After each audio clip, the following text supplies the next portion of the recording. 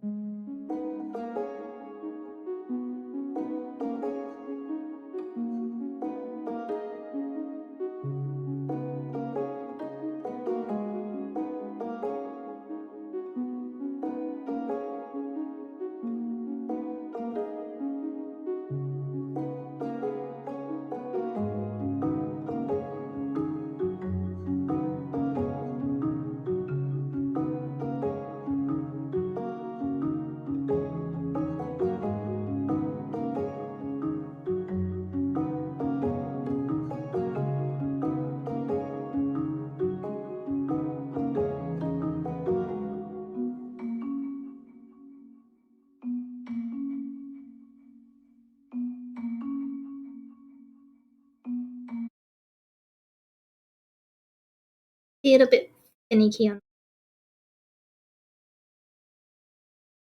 to unmute things because I haven't got it doing so automatically. Hello! Hello everyone. Welcome in. Hope everyone is doing good. We were very confused. It's fine.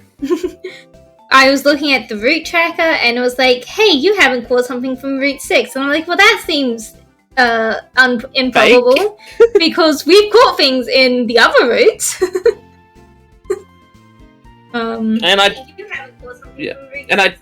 I don't recall us having failed to catch at any point. Yeah. And like I caught my illegal dealing in that route.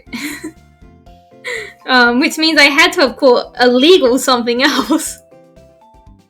A little bit loud. I have changed the audio settings a little bit on my end, so I will be paying attention. But we is back with the Pokemons. This one should be a grinding stream.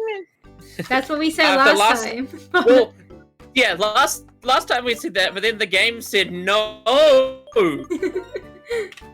But in the time we've been gone, I did some technology. Some technology, and I evolved Pebble. Almost a year. I evolved Pebble and Smelby. That is almost a year. Thank you, Maniki. Yeah, I do remember this. The we've well, I haven't evolved shit. Jay evolved Pokies that would normally only be evolved by like trades. Yeah. That's very exciting. Because, you know, if we were playing this on the systems, we would have evolved them by trade. Oh yeah, we would have just done like a quick trade to and back just to evolve them. Yeah. But alas, not an option for us. So we had to do some technology cheats. Not an option for most anybody now that the servers are gone. The DS servers. Rest in peace, Nintendo double screen. You will be missed. Did you also say that while looking at the Pokemon? I don't know if I would have to check if I said we're doing a grinding stream while looking at a naughty-natured Pokemon. If you will, J. Kaylee grinding stream? Yeah. Of a different kind? On Blue Twitch? On Blue Twitch?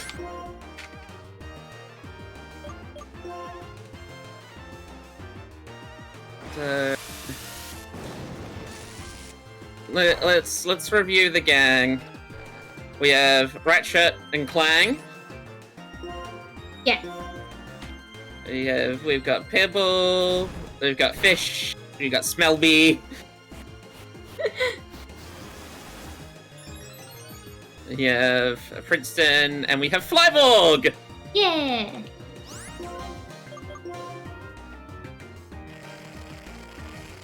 I'm reviewing my team in a moment. I've already started grinding. I've got the Sigma grind set on. Sigma grind set on!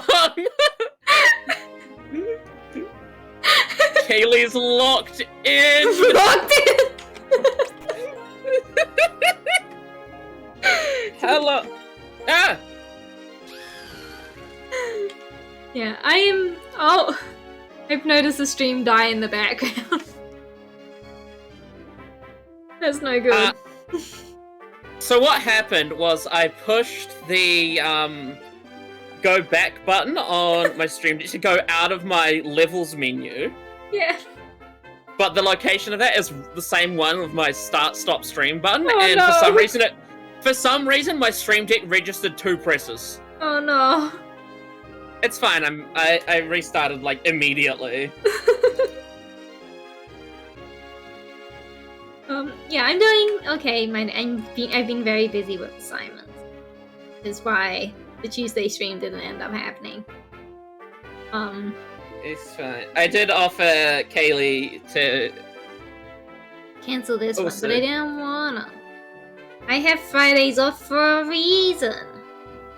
Yeah, I just wanted to make sure you was wasn't getting overwhelmed with everything. Was I looking at Alex when I said it? Probably, because I was checking what item Alex had. Yeah, Alex does have a naughty nature.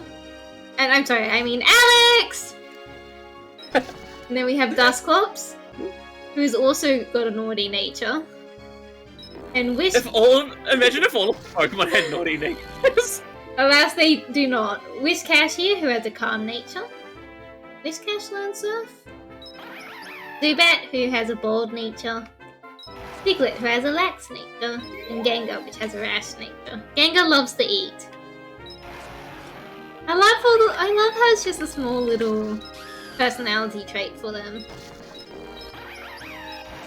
Personality traits. Ratchet likes to relax. He has a rash nature. Pebble loves to eat and has a docile nature. Both of our starters are naughty. Fish is a naughty nature and very finicky. I think they're being naughty with each other. Smellbee is a quiet nature and likes to thrash about. Princeton is an impish nature and has a sturdy body.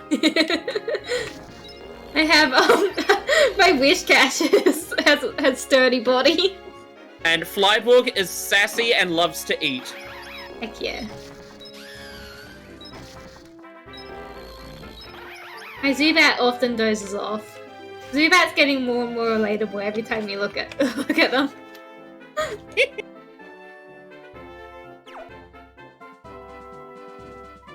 I was being yelled at by one of my friends earlier to sleep.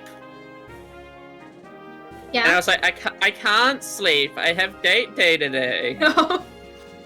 Why are they yelling at you to sleep? And they're like, here's a date idea, nap. I do like that date idea. And I'm like, you know what? And I was just like, you know what? We would.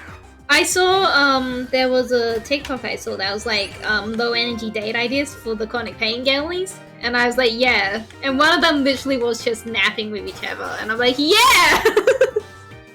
I think it would be super cute to nap.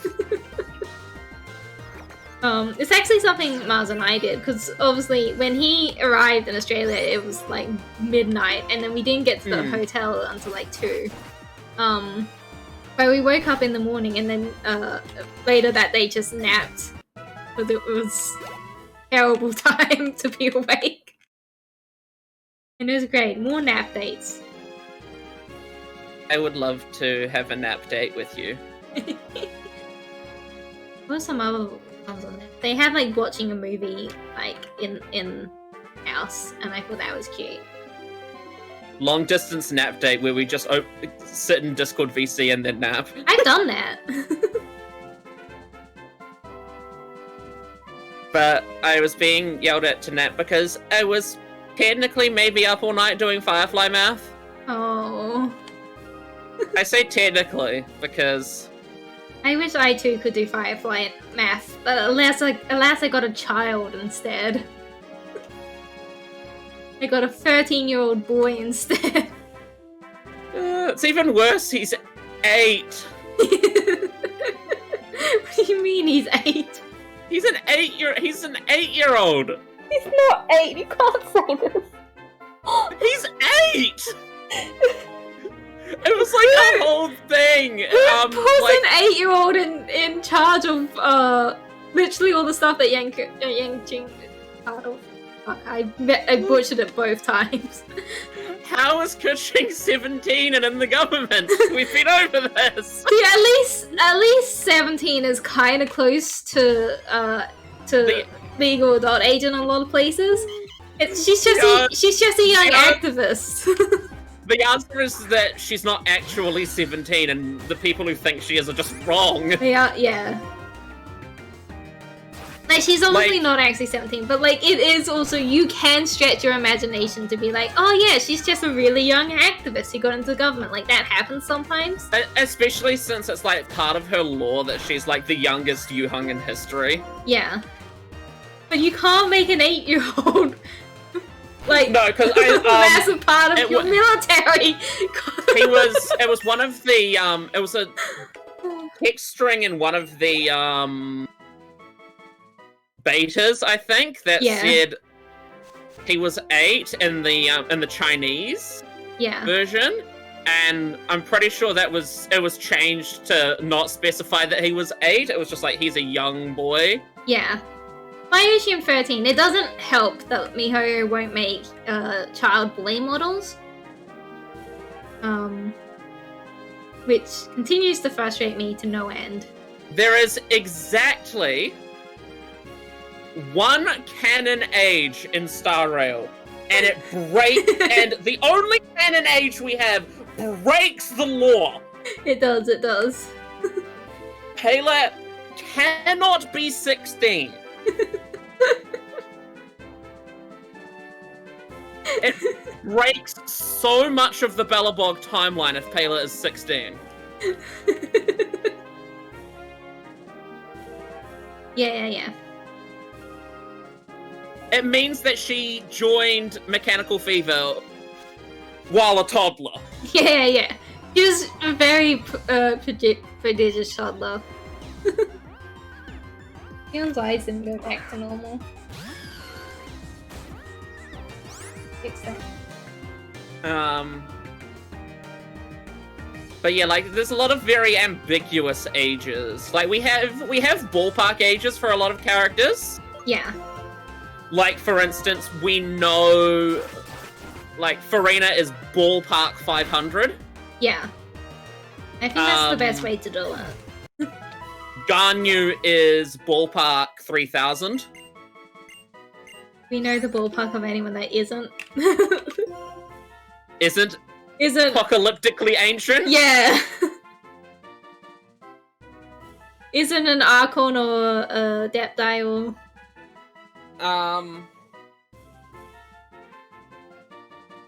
Let me find the thing. Because Nadia is like ballpark 500, as I found out. Yeah, Nahihi is about 500. As they say multiple times in the story, and it concerns me why they thought they needed to say it so many times. But we all know why they needed to say it so many times. Mm-hmm. So,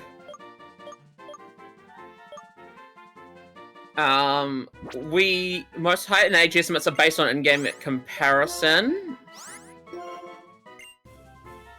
So we know that, for instance, we know Fischl is at least 16. Yeah. Because of the whole Electro because of the icon. Yeah, because of the lore being that there hasn't been any new Electrovisions for 2 years at the start of the story.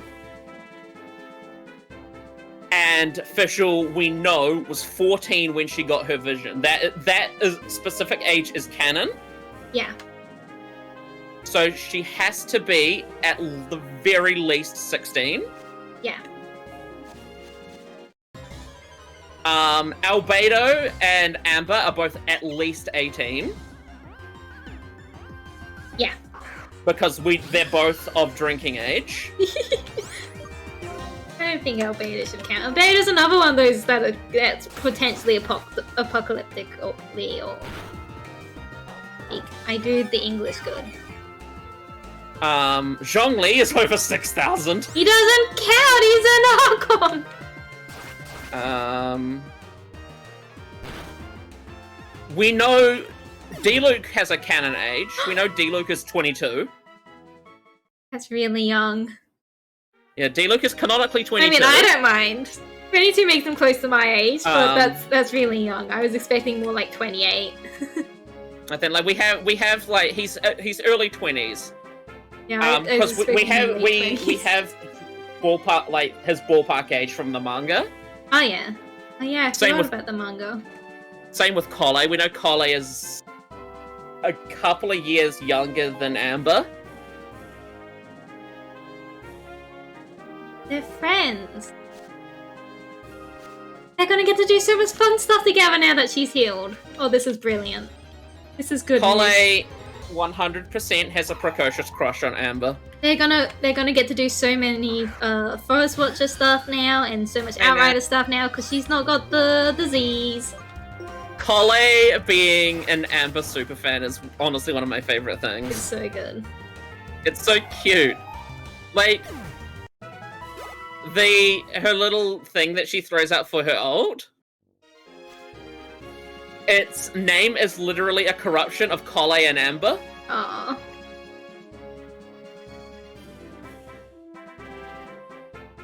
She has the same passive as Amber.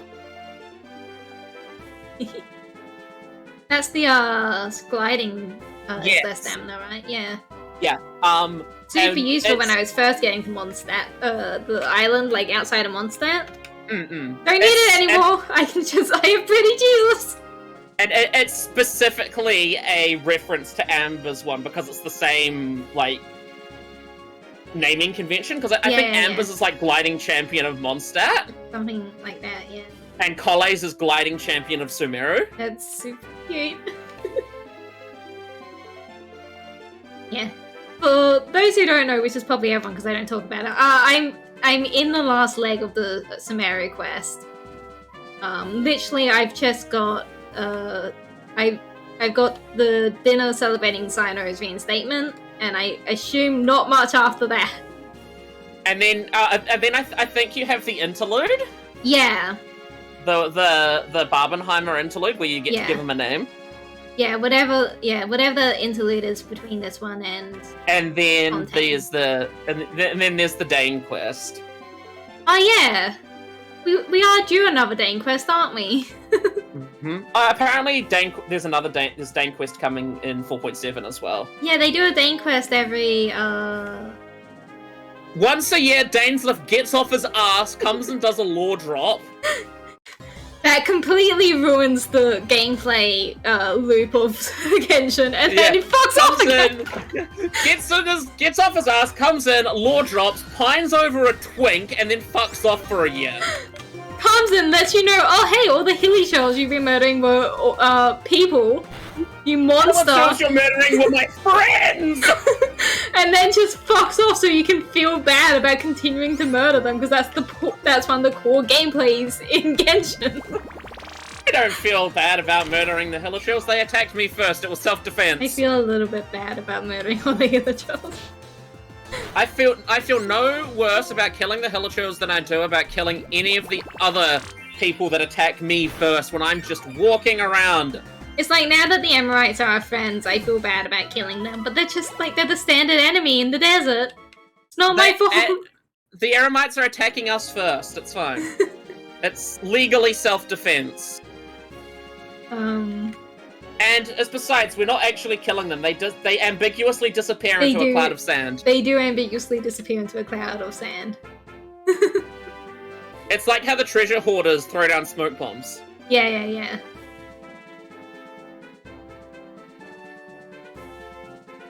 We love the disconnect between gameplay and story. Yeah, gameplay and story segregation, my beloved. Beidou, 21 to 27. I have been thinking about, so one of the popular theories for Genshin is that, you're not when you're playing Genshin, the Traveler's actually turning into all the other characters they met to use their skills. And I've been thinking about it a lot because I've been playing Genshin and then Star Rail. And Star Rail, they're your friends and allies because they're actually all there with you. Unlike Genshin, where, you kind of just turn into each one of them as part of the gameplay. It's why I really like having, when I'm doing the story in Star Rail, trying to have a more accurate team as much as possible. Yeah. Which is, having all of the Astral Express cast makes that really easy. Yeah, real easy. Like, it might mean sometimes I have to use Danheng Classic. Because I don't have Bibbidi Bibbidi Bibbidi. Yeah. I might pull him next time he reruns, though. Did you have to pull him for Shire? I will have to pull him for Shire. Yeah. Unless Shire can pull themselves together long enough to actually play the game. Yeah, that's fair, that's valid, I understand that. Because I need Shire to pull themselves together long enough to play the game, because they haven't finished the Xianzhou story. So there's so much world and stuff locked, so yeah. There's so many Jades that I probably could have gotten them in Bibbidi Boy on his rerun. Yeah. if I had more world to explore. Yeah. Because I couldn't do any of the events on that patch, because you needed to be in Penacony. Oh, yeah. Yeah, I definitely need to catch up on story as well. Especially since I ran out of J's and they didn't give me my beautiful singing lady. They gave me an 8-year-old boy instead. The amount of times I lose to the 8-year-old boy, I'm so pissed. Like, the funniest. I think the funniest thing I've learned recently about Styrail is Clara's English voice actor having only E0 Clara, and she had to use the 300 pulls on standard. 5-star picker to get it because she just doesn't lose 50/50s. I wish. I think what I just need to do is find 4 stars I want to pull for and then hope they're on the banners of the 5 stars I actually want. Yeah, I mean, that's how I got E2 Jiggy Wan. Who I think is still my highest Eidolon limited character. Because I'm pretty sure that's how I got Sealy. Like, I was figuring out what I wanted for the second team in Styrail and realized I could just make a Quantum team. Because I have Sealy, I have Silver Wolf, who I did actually pull for. I have Lynx, who I pulled for to finish off my the family drama team. And I have the other one. Sorry, remember her name? The Gamba Gremlin. Gamba Gremlin. Qingxue. Yeah, I think that's right. No, I mean I do have her, but she's not the one who ended up on the team. The different one. Shui? One of the ghosty kind of ones. Yeah, Shui. Yeah. Shui Yi is going to become even more busted now that we have Hat still.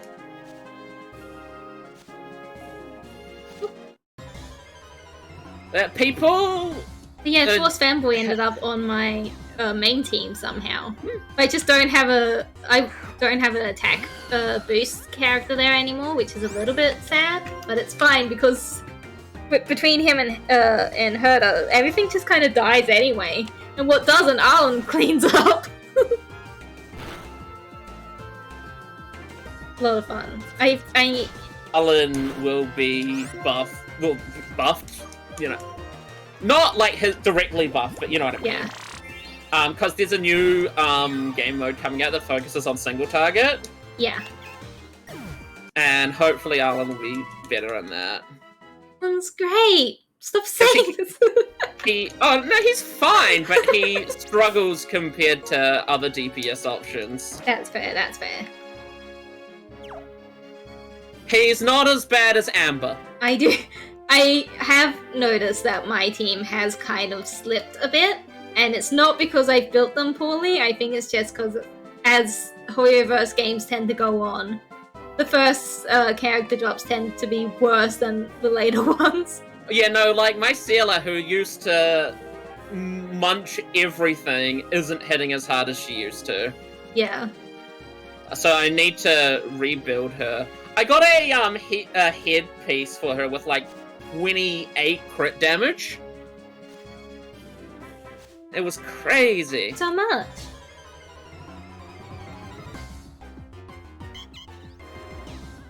I'm gonna go through this chart of what this chart says for the ages of all of the Genshin characters. Okay. On here. Alhaitham is suggested to be older than most. I would hope so. I think the implication there is older than he looks. I get that. He looks 25. He makes me think 30s with how he acts and stuff. He is very much 25 going on 40. Yeah. Like, you know, he looks like he's in his 20s, but he's probably closer to 40. Probably closer to 40. Got a great skincare routine. The Kamisatos are just listed as eldest daughter and eldest son. Those aren't ages. Well, it's just got like basically information that the game gives us. But we can infer both of them so we know Ayato is older than Ayaka. Yep. And Ayaka is, I would say, no older than 22. I would say she's probably 20, is my guess. Yeah. Pretty good. Pretty good. Albedo Amber at 18. Arlecchino is at least 100 years old. Appears 25 to 30. Also has a great skincare routine. Well, let's say at least 100 years old. Yeah, because so this is the weird thing about Arlecchino's law. We have a very specific timeline of when she was a child in the House of the Hearth. Yeah. We know that she was physically about what? Let's see if I can remember off the top of something somewhere around 18, 19 when she became a Harbinger. Okay. Very young. Yeah, but Child became a Harbinger even younger. Yeah, but he's forever a child, I'm sorry. he do be forever Child. I also kind of forget he's actually a Harbinger. He's in my head he's being fired as kind of an annoying guy who shows up every so often. I forget that he's a big deal, actually. Not really that big of a deal. He's the lowest ranked. Especially since I've just gone up against the Doctor, and the Doctor, fuck him. Dottore is who is second rank. Yeah. And then then we got Arlecchino who's fourth. Yeah, like I've just gone up against the Doctor and Skara, and like they're pretty big deals, even though. Yes. Skara is what? Skara's sixth. Yeah. I don't know, something like that. I'm trying to find the quest dialogue. Somewhere long forgotten. Before I became a Harbinger, due to certain events, I first killed Clairvy, then her mother. So, Clairvy was 6 years old when she was brought to live in the House of the Hearth by the previous Knave, who was her biological mother. Yeah. A little lore I don't know. I haven't been keeping up with the new Genshin stuff as much. Pierre, who is Arlecchino, they became friends. The Sumeru quest keeps being longer than I expected it to be. So Clairvy died when she was 16. Rest in peace. Imagine dying. And then a year later, Pierre killed Crucivina. Rest in peace. Imagine dying. Scrubs. Noobs. So, in theory... In-game theory. Thanks for watching. I can't believe Matt Pat's fucking dead. Rest in peace, Matt Pat. Rest in peace, Matthew Patthew. I sometimes hear his voice, like in creators in fashion. Or on just random YouTube channels.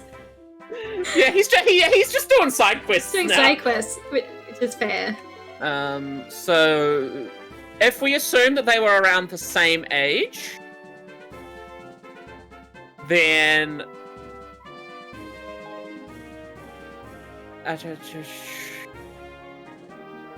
we don't get a timeline really about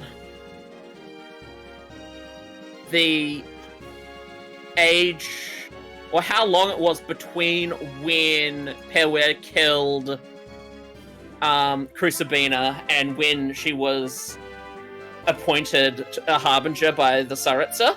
Yeah. So, despite claiming to be Fontanian, Arlecchino actually hails from Carnria. That's a lore drop too. She's Carnrian. How do they keep slipping out? I thought they were all dead. They keep sneaking sneaking their way back in. First with Kaya, now with previous, so she kills Crucibina.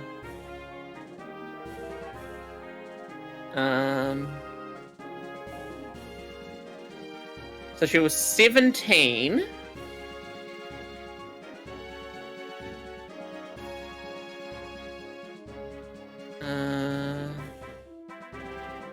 Wish I had a lure. The fire alarm went off yesterday, and so I'm outside, so I pulled out Pokemon Go again, and just sat there for however long it took for the fire alarm to finish its thing, playing Pokemon Go. But it's making me wish I had a lure for actual Pokemon.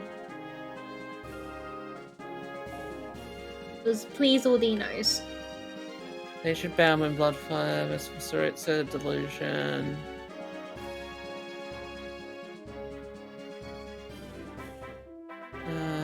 Well, clever yet lived. That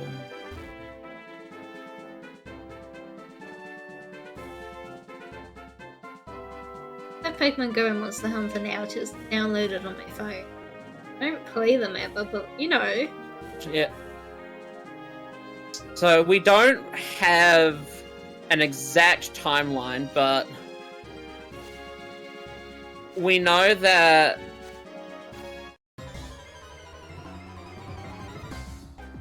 we know Child is canonically a young adult. Yeah. And he's described as a young adult in his lore. He makes me think 21. He's got the kind of reckless abandon that I think a 21-year-old has. Yeah. So he's is just the out of high youngest, school young. He's the youngest harbinger in the history of the fertility.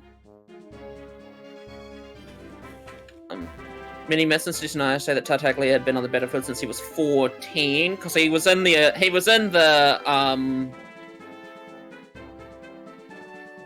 abyss, being trained by Skirk. Wait, pardon? Skirk? Yeah. Alright. The swordswoman that trained him in the abyss, her name is Skirk. That's sure a name. So he was in the abyss for 3 months at the age of 14. It just sounds like Batman shit. It's just I trained with the League of Assassins for like 2 months. Batman shit. I think he trained with the League of Assassins. By the time he returned, he was no longer frightened. He's become frivolous and confident.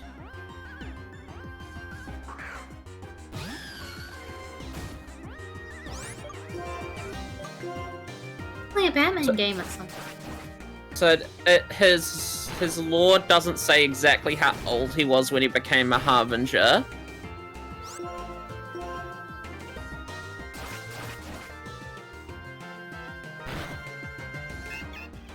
Despite hailing from Snezhnaya and making his first appearance in Liyue, Tartaglia uses Mondstadt talent books.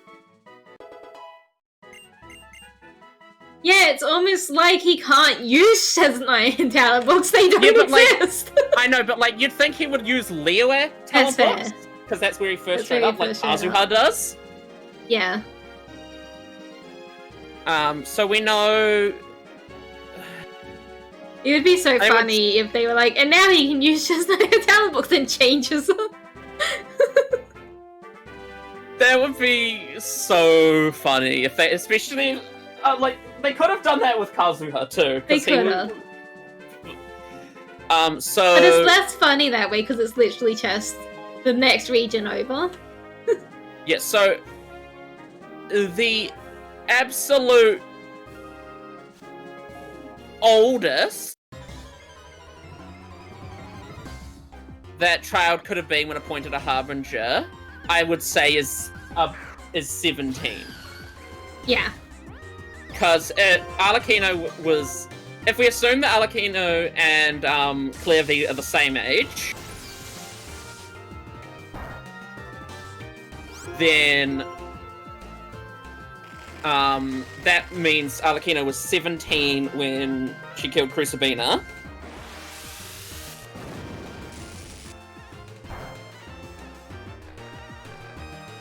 So... And So I'd say Arlecchino was probably about 18 when appointed a Harbinger. Because she would have been held in prison in Snezhnaya for a bit. Yeah. You know, after killing a Harbinger. Yeah, after doing a murder.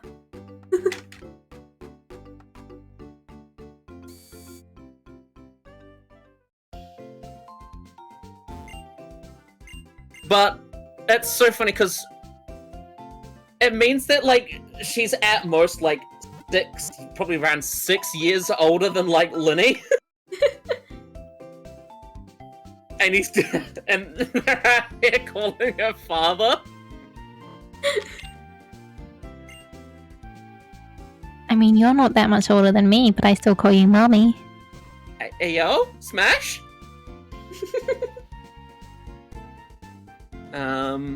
Baiju, older than other characters. I'm glad we've settled this important debate. I was pretty sure he was younger than most characters. Oh, yeah. I thought he was younger than Klee, but I mean, what would I know? Well, that's okay. So here's the thing about Klee. Klee is a child. Yeah. But she's also, like, ambiguously not human. Yeah, there's some weird elf thing happening in this area, Yeah. which is never explained. She's ambiguously not human, so she could be, like, 40, but that could be biologically still a child for whatever the fuck she is. Yeah. Because we know her mother, Alice, who's in the Hexen Circle, is, like, hundreds of years old. Yeah. What the fuck is happening with these ambiguous elf people? I don't know, because Layla's one of them as well. Yeah. Like, they pop up very rarely. Barbara, the estimation they have here is 16 to 17. Which I believe. Yeah. Got a dealing. Beidou, 21 to 27. That's quite the range there. But I would say Beidou, I'd say closer to 27 on that scale. Yeah. Also, fun little bit of Beidou lore. She killed the sea serpent Haishan. Yeah. But she did that before she got her vision. Yeah, because she's a badass. What are you talking about? Killing Haishan is what got her her vision. She's badass. I fucking love Beidou. Bennett, 16. Yep. You've just got a bunch of Mondstadt teenagers just causing chaos. Mm-hmm. Candace, unknown. Thanks. Thank you. Very helpful. Vaguely adult. Charlotte, Chevrolet, and Chiori are all just young women. I reckon Candace is in the 30s. Yeah, I would say so. So if we assume young woman, what's the range? What's the range of young woman? I 18 to 25 is my range of young woman. I guess. That's what I was kind of leaning towards. 18 to. I would say. I think if you were 25 to 30, but with like a young and heart mentality, you could still classify. But I don't think that's what people are pulling for. I would say of those three, I think Charlotte is probably the youngest.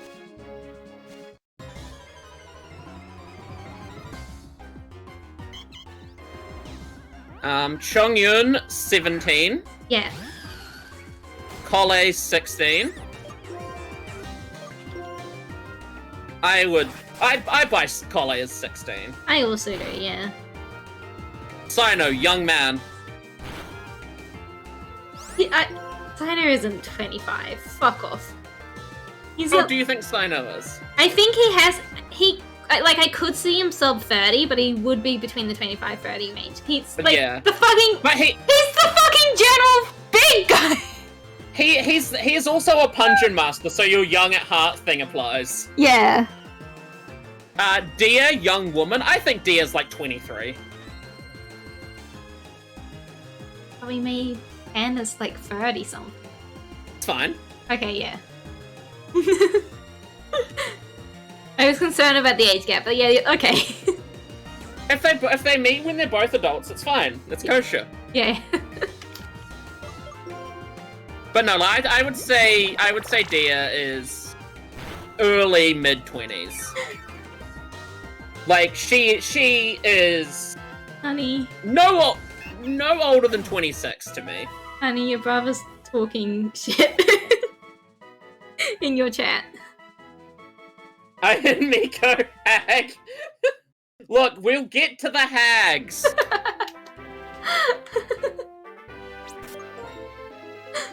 Where was I up to? D Luke, as I said, is 22. Yeah, that's wrong. It's wrong. It feels wrong, but it's right.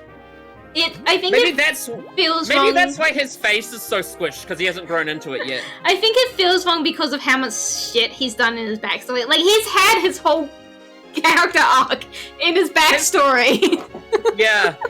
Like, he can't be in his early 20s and have gone through a whole character arc. I'm sorry, no one's going through a character arc in their early 20s. They're still fucking things up. He went through his whole character arc at the age of, like, 16 after his dad died. It's all in the manga, Kaylee! And I'm telling you, the manga is wrong. You don't go for a whole character arc when you're 16. You get fucked up and then you deal with it for the rest of the 20s. Kaylee, you forget that fictional characters aren't bound by our mortal trauma laws. Diona, 12. Yeah, that's a child. A whole child. Dory, young girl. Also Dory, a child. okay. I don't actually know what's going on with Dory. Everyone hates Dory. I kind of assumed Dory was just, like, had dwarfism. Dory's lore is actually so fucking sad. The reason that she is so obsessed with making a shit ton of money,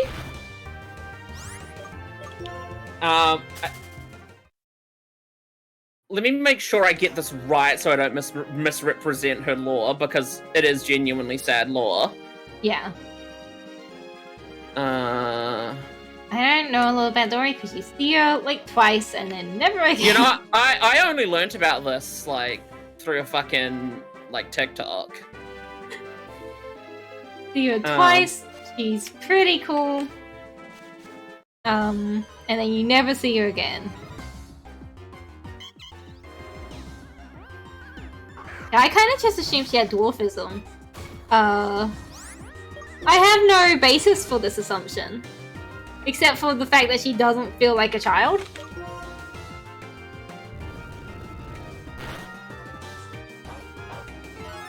Her older sister is sick. Oh. So this is her vision. This is her vision story. Yeah. Oh, and that's how I found out about it, because it wasn't a TikTok. I was watching a video that was like every character's vision story oversimplified. Yeah.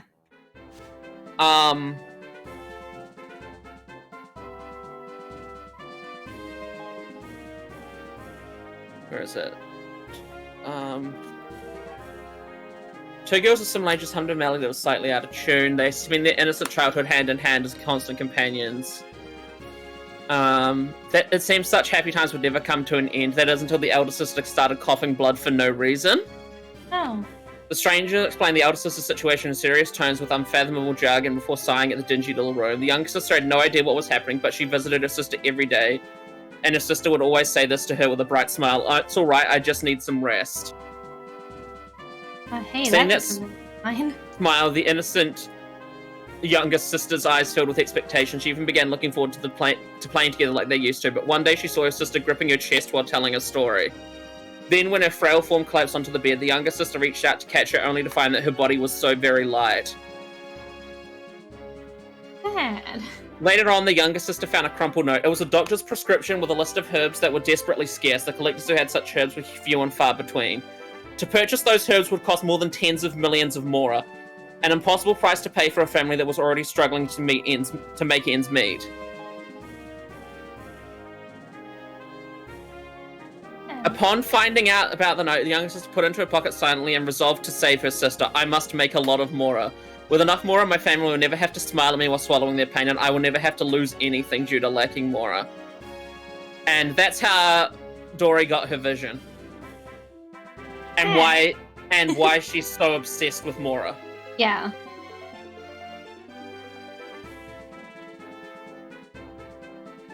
Because she needs to pay for her sister's medical bills. And after learning that, I feel really bad for, like, all the hate that Dory gets. Yeah. Having actually played this mirror, I don't really understand why she gets so much hate anyway. It has like, a lot of it comes from Swanna people who, like, talk about aspects of her character design that's problematic. Oh, yeah. So, like, there's that side of things, which is totally valid. Yeah, that's valid. But then there's the hate she gets for, you know, being a money grubber. Yeah. Because people don't read the lore. People don't read the lore. No, and it's like, you get such small snippets of the characters. Yeah. Like, she's, like I said, she's there for 2 moments and then she's gone. But yeah, like, if you actually read the character stories and stuff, there's a lot of really interesting lore. A lot of really interesting stuff. It's a shame to get half of it. You actually have to win in gambling. Eula, unknown. Thanks, list. Eula is in her 20s. I would say. She's older than Amber. Yeah. But not, like, much older. She's 24 at the oldest. Yeah. Faruzan, very youthful appearance. She's described that way because we know she's canonically over 100 years old. Yeah. She's 20 going on 150. Yeah. We've talked about Fischl being 16. Fischl. Yeah. Ambiguously 16. Yeah. And also, like, Fischl, Ben, and Razor are part of the Mondstadt teenagers going wild squad, so... Mondstadt teenager gang. Fremine, young man. Yeah. So we know Fremy is... The thing about Frem is I reckon he's older than I think, because I think he's autistic. Okay, so Fremine's age is interesting. Because he was at the House of the Hearth before Arlecchino killed Crucibina. Okay. But... So he arrived at the House of the Hearth between when Clairvy died and when Arlecchino killed Crucibina. Yeah. Like, we know this through, like, the dialogue in Arlecchino's story quest. Yeah.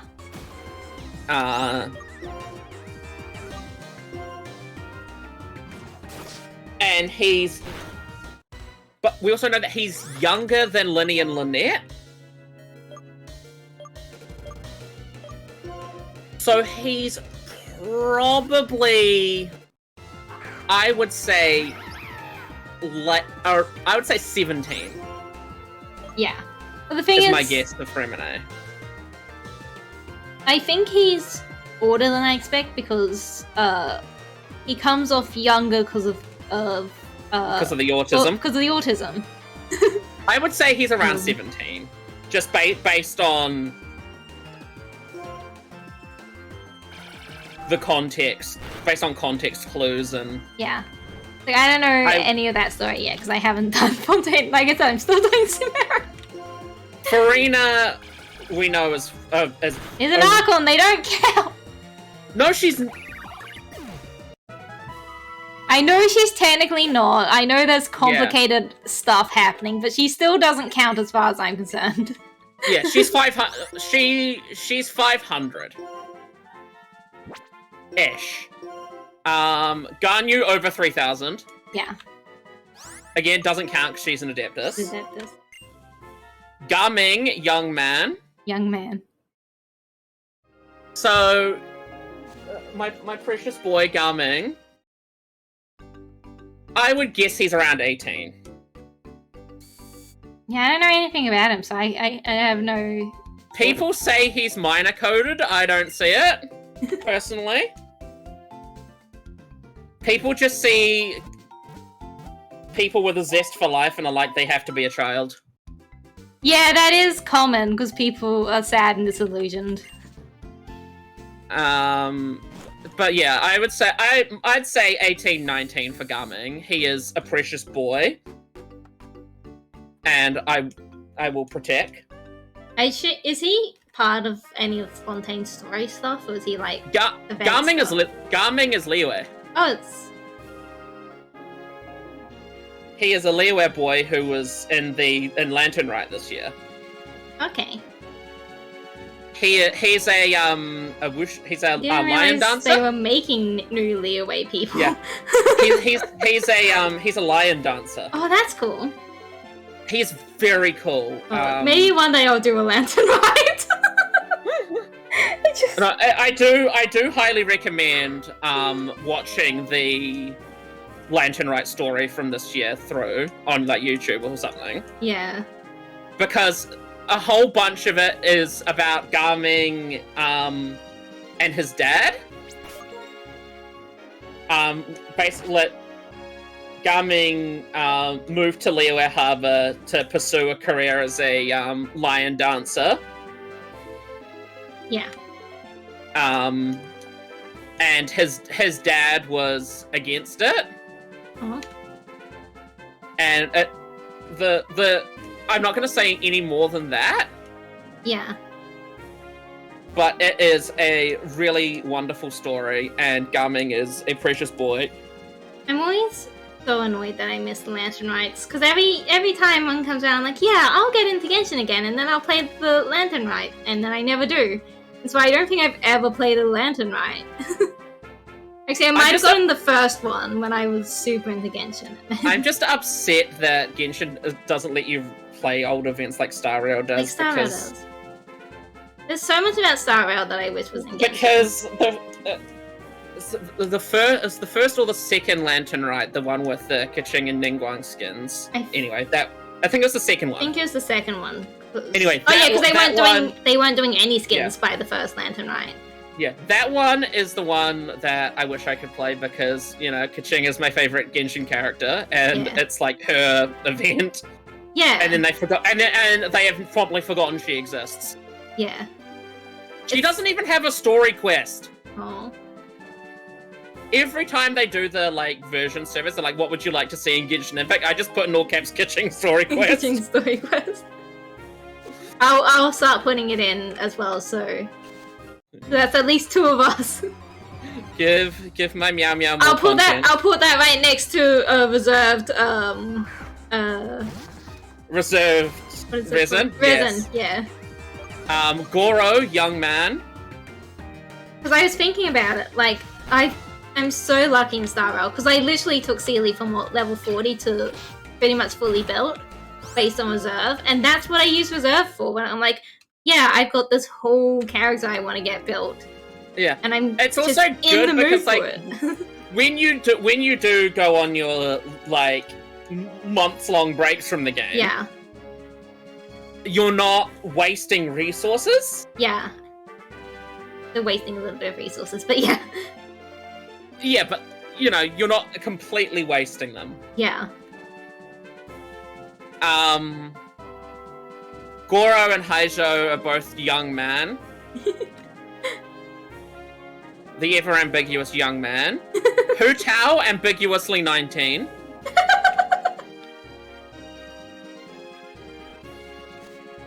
Because, like, we don't have confirmed numbers, anytime there's an actual number on here, I'm going to say ambiguously that number. Yeah. Because we know that Hu Tao is younger than you would expect for someone who runs a funeral parlor. Yeah.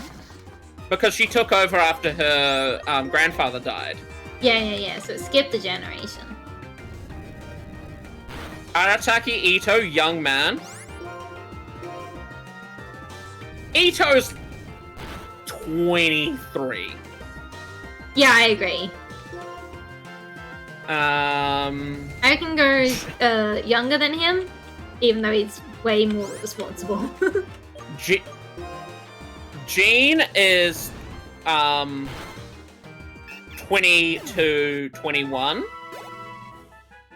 That's fair. We know this because we know she is younger than D-Luke. Yeah. And older than Barbara. Yeah.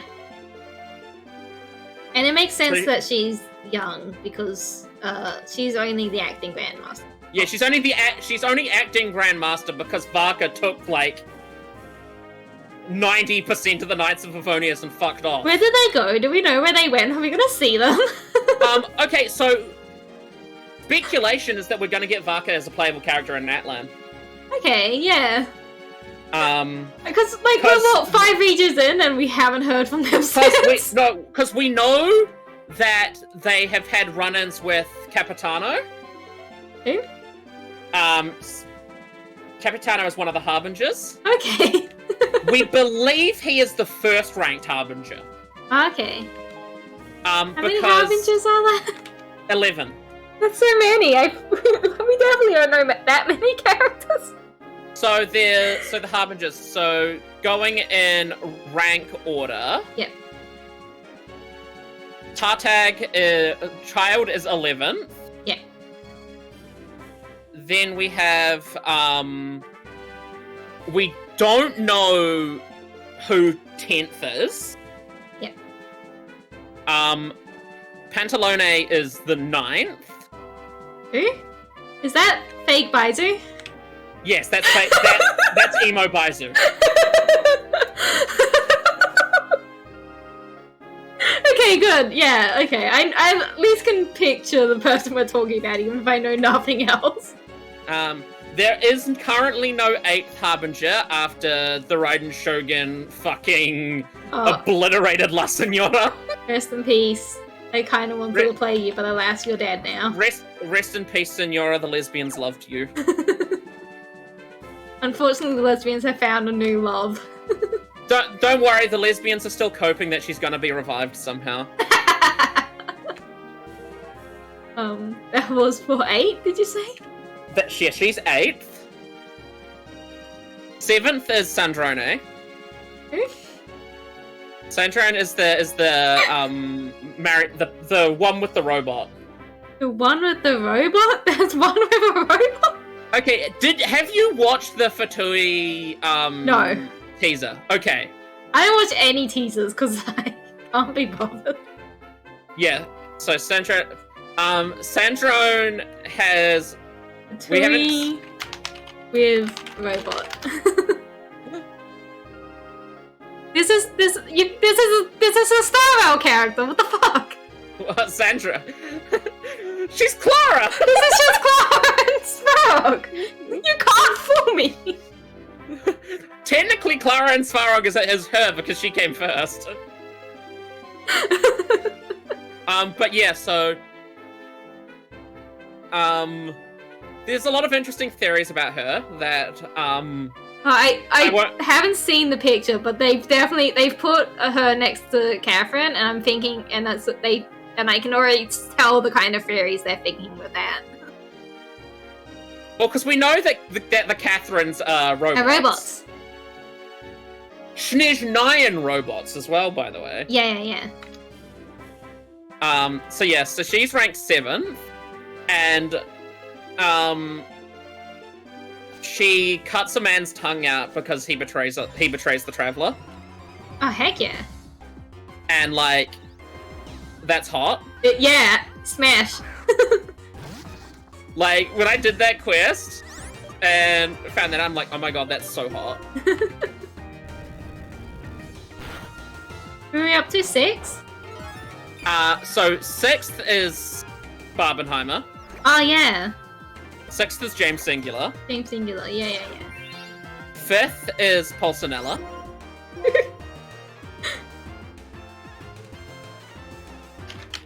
He kind of looks like the penguin. I see it! Yeah. Yeah, no, I see it. Codename the Rooster. Yeah, no, this is just the penguin. I get it. 4th is Arlecchino. Yeah. I remember people before Fontaine Patch were copiuming that Arlecchino was going to be 10th ranked.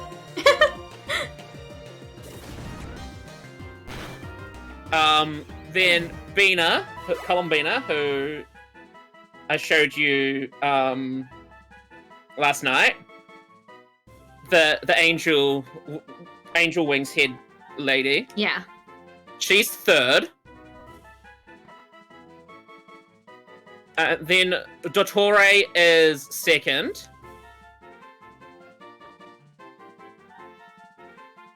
And then Piero is the director of the Fatui, which we currently believe to be... He's giving me big Dainsliff vibes, and I don't like We that. believe that... So, the current predominant theory is that director is an unranked position. Yeah. Because what we know about Capitano in the lore, him being 10th makes no sense. Based on the power scale, because the Harbingers are ranked in order of strength. Yeah. And Capitano being 10th makes is inconsistent with what we know about him. Yeah. So Capitano is probably the 1st, and we just haven't met the 10th. Haven't met the 10th, yeah.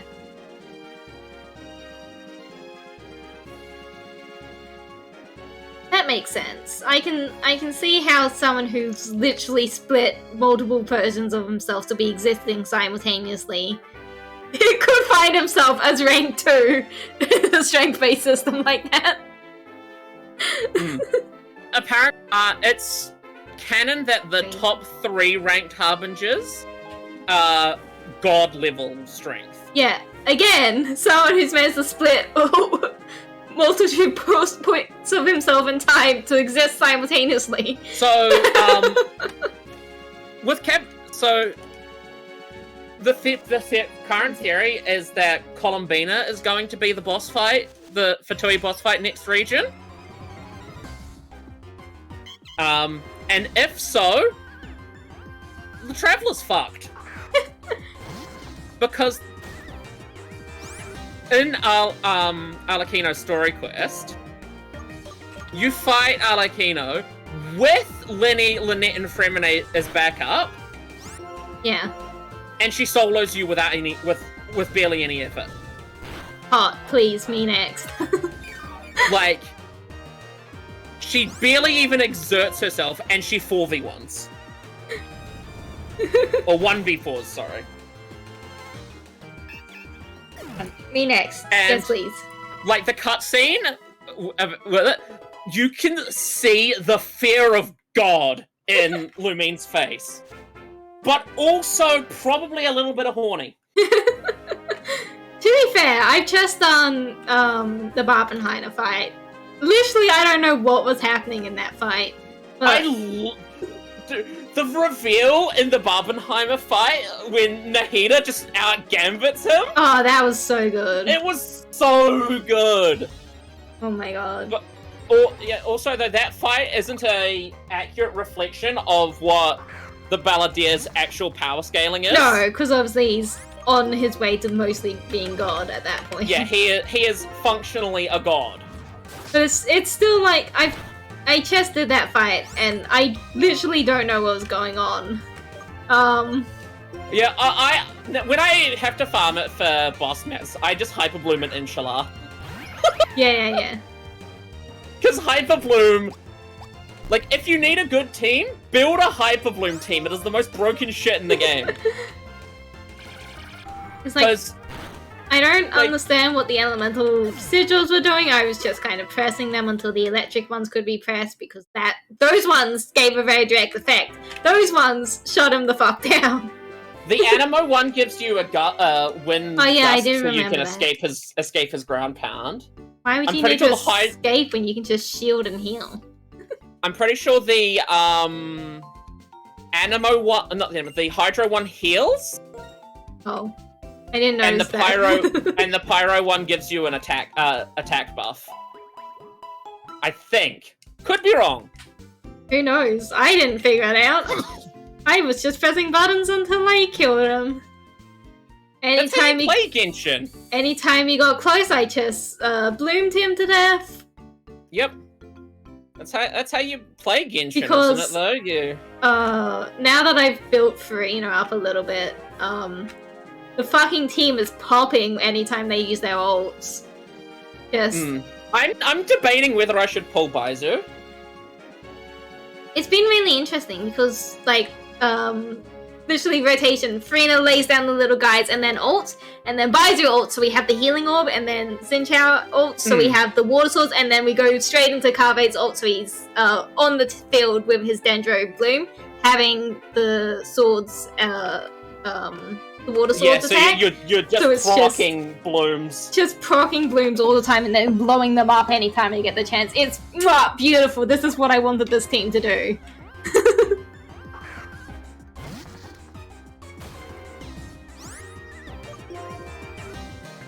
You can upgrade it even further too. What? How? Replace Xingqiu with Nilou. I don't have her though.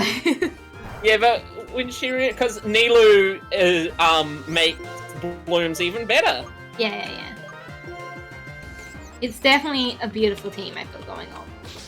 Yeah, Bloom is a lot of fun. And that's all I care. I mean, like, I do like having good things as well. But I think I like just having fun with my teams. Yeah. My favorite team for like the last 6 months has been Overload. Oh, Overload's so much fun. Overload was the Shit. team I had in Europe. Chevrolet being a dedicated Overload support is so nice because it meant that and using Yoimiya as my pyro DPS for it mitigates the knockback. The knockback, yeah, that was the big problem I was having in Europe. It's like the knockback is crazy and it's so much fun, but the game just wouldn't fucking give me an Animo with sweep abilities to sweep them all back. Yeah. I had Jean! My Overload team was Yoimiya, Raiden, Miko, and Chevrolet. Yeah. So I would do Raiden's skill, set up all 3 Miko skills, then Chevrolet skill into Yoimiya full attack rotation. Yeah. And then if I needed to like regen energy for Miko or whatever. I would, when my Pyro Infusion ran out on Yoimiya's attacks, I would use Yoimiya's ult to apply the Pyro thing to the enemies, and then use Raiden's Burst. Yeah. Yeah, because my Overload team, this was well and truly back when it was literally just Monster and Leo away. When I built this team. You had the fish skull. Yeah, I had Jean, D-Luke, Fischl, and Bennett. And so it was Bennett laying down the Pyrosphere and Fischl laying down Oz, and then swapping to D-Luke pretty much that whole time. And occasionally going to Jean if the Bennett heal just wasn't enough. But by the time Bennett was doing good healing, I didn't need Jean at all. Jean was literally just there because I needed an Animo to sweep people sometimes. Yeah. It would have been replaced with any of the other better Animos if the game fucking gave them to me. You don't know how much I pulled on like Venti, and I pulled on Kazuha, and I pulled on there was another Animo who I was pulling on too. I remember. Sucrose? Oh no, I hated Sucrose. I had Sucrose, I just refused to use her. It would have solved all of my problems, but But no, you just don't like sucrose. I don't like sucrose. I have C6 sucrose. I should build her I'm at sorry some for point. you. I should build her at some point.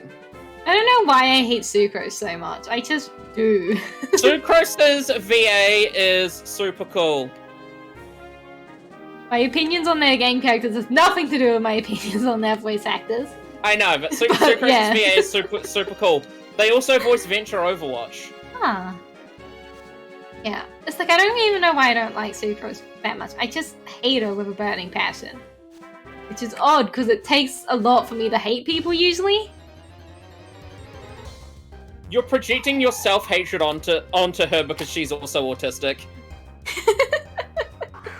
I mean, maybe. No, I just kind of find it annoying. Kaedehara Kazuha, unknown. Speaking of autism, Kazuha is my boy. he is also my boy. I desperately want. He is so baby girl. Cat, I don't think anyone's here active in chat because we have just been talking about Genshin while grinding for the last hour. Cat, should I pull on Scara? Okay, do you want a Animo DPS? Kinda. I don't know. See, the thing is, I don't know what I want to do for my second team yet. Do you want to build and try to get C6 Farazan? I don't try to get C6 anyone. Because if no, probably don't pull Barbenheimer. He kind of needs C6 Farazan. Yeah. I know, I don't pull for C6 anyone. Maybe I should check what Baizu's constellations are at. I don't know. I'm just feeling bad because I want to pull, but none of the banners coming up of characters I'm like, oh my god, I desperately need. No, you know what? No, you know what you should do? Yeah, I do. You should pull for Alhaitham. So I can put him and Kave on the team. But well, that and also Kave is probably going to be on his banner. Oh yeah, and then I can get more Kave. Because, like, it makes it... Because Kave has now gone a full year worth of patches without rerunning. Yeah. And it would make sense to put them on the same banner because they're an old married couple. Yeah. And, like, people, when the banners were announced yesterday, were like, where's Kave? And I'm like, Alhaitham is literally coming next patch. Yeah. Like, he's going to be on the Alhaitham Chlorand banner. Yeah. It's Alhaitham and Chlorand, and then Farina and Siegewein as the 4.7. That's the thing. Like, and I could theoretically pull for some of the 5 stars I am using, but I don't... Farina's C1 and C2 are massive upgrades. Yeah, but as someone who's free to play, I don't... Someone who's free to play and who doesn't really do the endgame content. Yeah. Like, as someone who's free to play and who, especially currently, is on the level, so can't do a lot of the stuff I want to do, it makes it harder for me to justify pulling for, like, C6 anything. Because, like, it takes all of my monies, all my saved up Jades and all of my saved up Primos to get C0s.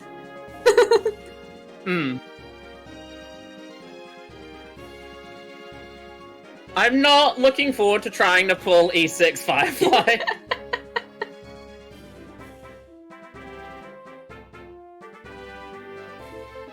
No, I want at least E2 S1. Yeah. Like I've done the Firefly math. Yeah. You showcased the Firefly math. I haven't looked at it, but I did see it existed. Fuck, I didn't mean to walk. Tweeted the screenshots of it. And I was going to tag Firefly's VA and go, look at what your girl has made me do. But then I was like, I probably shouldn't because there's technically unreleased content in my math. Oh no. So it's in my drafts until Yeah. the content Until the content releases. Yeah. That's fair, that's fair. It's in the drafts until the content releases, but So Firefly scales pretty much entirely on break effect. Oh yeah. And people are big mad about it because... What? People... Okay, so meta slaves think all DPS units should be prep builds with universal supports. That's so dumb. And they're doom posting Firefly because she is a break effect scaling DPS that has very specific niche supports. Yeah. Like, her best support is Harmony Trailblazer. Catstel, as we call her. Oh yeah, I kind of forgot we're probably getting a new Trailblazer. Yeah, Hatstel is out. Oh, I need to do the new story stuff. I don't have Hatstel yet because I'm not that far into the story. But yeah, I did. So my Firefly needs 360 break effect. Man. For all of her kit buffs to activate. Yeah. I have mathed her to 400 break effect without substats. Oh yeah. Because she gets almost 100 break effect from her kit. Yeah. Like, she gets 37 break... what she does. Yeah, she gets 37 break effect from her minor traces. Yeah. And then her A4 passive gives her 60 break effect if you get her attack to 3,400. Yeah. So she gets 6% break effect for every 100 attack over 2,400, capping at 60.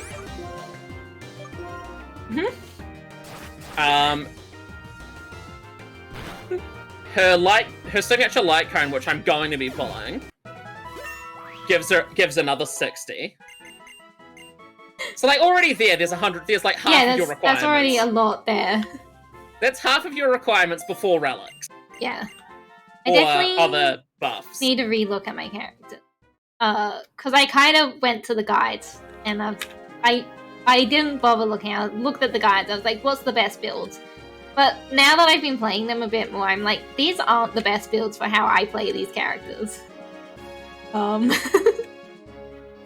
Whatever they put my herder on, it hurts because she was doing way better before I rebuild her to do whatever the fucking guide says to do. But I don't have the time. I'm trying to make a second team. Well, the thing is, you don't need to go and rebuild her to just put your old relics back on. Yeah, I don't know where I put my old relics is the thing. Knowing me, I probably destroyed them for EXP for the new one because I don't have enough relic EXP. I know. I'm gonna build a second team and then I'm actually gonna focus on properly building everyone again.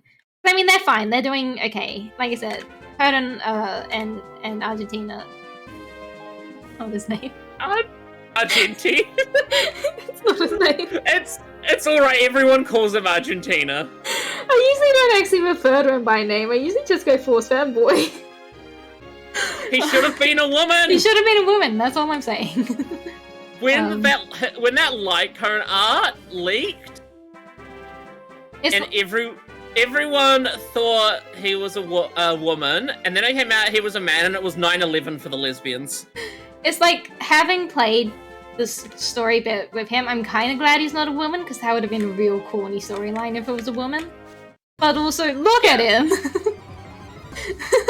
Argenti's story was neat. It was really interesting. I love the best part was Evil March 7th. Though. Yeah. Double the March. I think the excitement I sent to you when I saw it. Evil March made me feel some things. But Is that at all surprising, knowing how much I already love March? It's like you already love March. And you're a big believer in, I can make her better, says woman who is worse. Yeah, I can fix her, says woman who is worse. Yeah, that's... you're a big believer in that. Mm-hmm. Kaya 22. Going back to that. Oh yeah, that's right. That was the thing we were doing. We're on tangents. That's fine. Kaya's 22. Yeah, that makes sense. That makes Around sense. the same age as D-Luke. Yeah. And, like, I could believe he's 22, even though I can't believe that D-Luke is, 20, whatever. Kave, graduate student. That could mean anything! I love them, because I can range from, like, 22 to, like, 50. To even older, because you can graduate at any age. Kaching being 17 is a lie, and I don't believe it. Lie by the government. It's like Taylor being 16. It just doesn't add up. Yeah, someone's missed the number somewhere, and they've calculated the math wrong. She's in her mid-20s. Yeah. I could believe maybe 17 when first appointed. Yeah. But there is no way she's currently 17. No. Yeah, it's like I could see her being early 20s. There's no way she's 17. If she's currently 17, then her lore implies that she started in the chasing as like a 15-year-old at the oldest.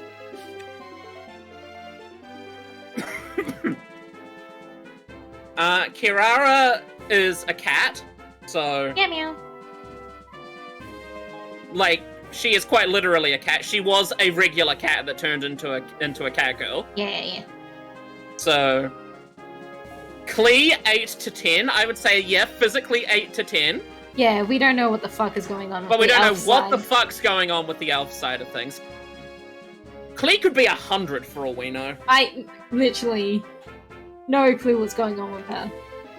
And they don't ever fucking explain it anywhere. Like, at least I was talking about Monster Hunter recently, because that's happening a lot. And you have the elf people in there, the Wyverians. And they're kind of unexplained in a lot of the games, especially the newer games. But they do have an explanation. Wyverians are vaguely human-like and have wide different ranges, from little tiny gnomish people to massive fucking elves. Who knows why, that's just how they are. And they live for about 200-300 years. Fun facts about Wyverians from Monster Hunter. Kudro Sarah, unknown. Sarah, I would say... Inazuma is weird. The whole of Inazuma feels very young leading in all of its politics. Yeah, like, it's all young people who are like the inheritors of old houses. Yeah. It's just Fire Emblem 3 houses is what Inazuma is. It is. It kind of feels like, kind of what we want our government to do. Where it's like, here, you young people can have all the responsibility. We're out of here. That's what happened in Inazuma. I would say Sarah is in her late 20s. Yeah. Kuki Shinobu, young woman. So Shinobu is fascinating. I saw she has many qualifications. She studied law with Yanfei in Liyue. Yeah. She was Yanfei's junior because she calls Yanfei senpai. Because she's part of the event that's happening at the moment. Yeah, as someone who's not done that story, they're like, here's a little snippet about her, and it's just a bunch of qualifications and how she's currently working for the gang. she's a shrine maiden. She's a lawyer. She gives me big banner vibes of I've got 4 PhDs and I don't know what to do with any of them. Except she's figured out what to do with at least some of them. Unlike Dr. Banner. I love Shinobu. I love Shinobu. Shinobu's in her mid-20s. Yeah. Layla, young woman. Layla is another elf. Yeah, so who the fuck knows what's going on with the elves? Genshin, give us fucking answers about the elves! Give us elf lore. What? Why are they here? Why are they so rare? Are they natural to fucking the place Teyvat? Are they from Karnria? Are they from elsewhere? What the fuck is happening with the elves? Lisa, 32. That's actually fair. Lisa, also, by the way, Lisa's lore strength versus her game thing. Lisa, canonically the I can't remember the exact wording, but like the greatest student the academia has ever seen. She girl bossed the academia so hard. Oh yeah. Expect the girl boss. Lynette and Linny, a young woman and young man. Again, younger than Arlecchino, older than Fremine, so in the 19 to 21 range. Yeah.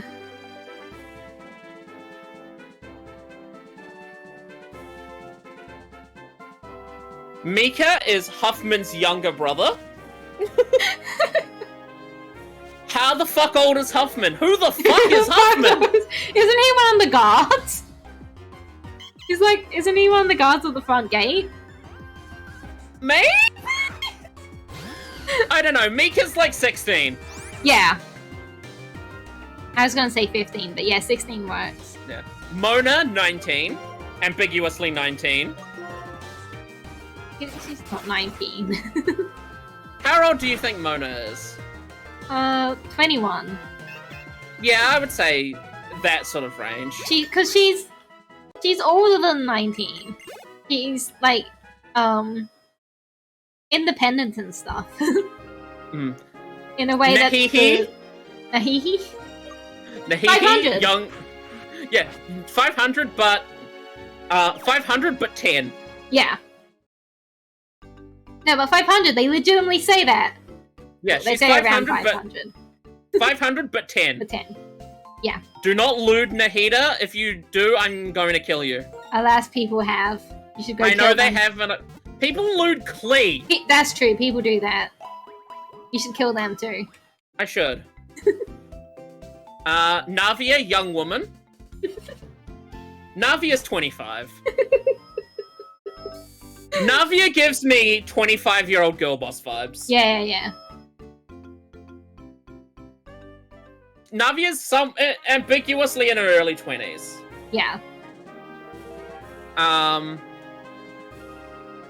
Novelette is... Noodle Boy. Yes. It's weird to call him Noodle Boy because that's how he used to refer to as Dimitri from Three Houses. I don't know if you're at Noodle Boy stage. Actually, no, he is pretty noodly where you're at the moment. But I don't really interact with him much because I picked Edelgard's house. yeah, no. Trust me, Noodle Boy. I cosplayed as him at one point. Anyway, yeah, Genshin Noodle Boy. How old was he? So... He's a dragon, isn't he? He's the Hydro Sovereign, yes. So, he is at least 500 years old. Yeah. Because he's been working with Farina for hundreds of years. Yeah. But we don't know exactly when the previous Hydro Sovereign died. Yeah. How long has it been since the big war thing that everyone keeps alluding to? And the Cataclysm? Yeah, that or one. the Archon War? Because the Archon War is a few thousand. Yeah, I think that's what I was thinking of, actually. And the Cataclysm, which was like when Karnria got destroyed. Oh yeah, no, that one's different. Yeah, I was thinking of the Archon War. The Archon War is a couple thousand. And the Cataclysm with Karnria is 500. It's crazy. Not that long ago. I think it just feels not that long ago because there's characters who were around at that time. Nilu, young girl. Nilu is 19. Oh yeah. She is 19-year-old girl trying to find her self-energy. Yeah. She's got that political ways about her that reminds me of like a 19-year-old girl who can just do that without thinking too much about the consequences. I adored Nilu. Oh my god, she's so sweet. I love her so much. If you hate Nilu, you're wrong. She's just so sweet. She's so kind, and I know I could go to her with my troubles and she would listen and accept me for them. And she would say, like, she would do some real, like, cute action of helping you get rid of your problems. Yeah. Like the voice line that I sent you about sulking. Yeah. Which is just the cutest thing.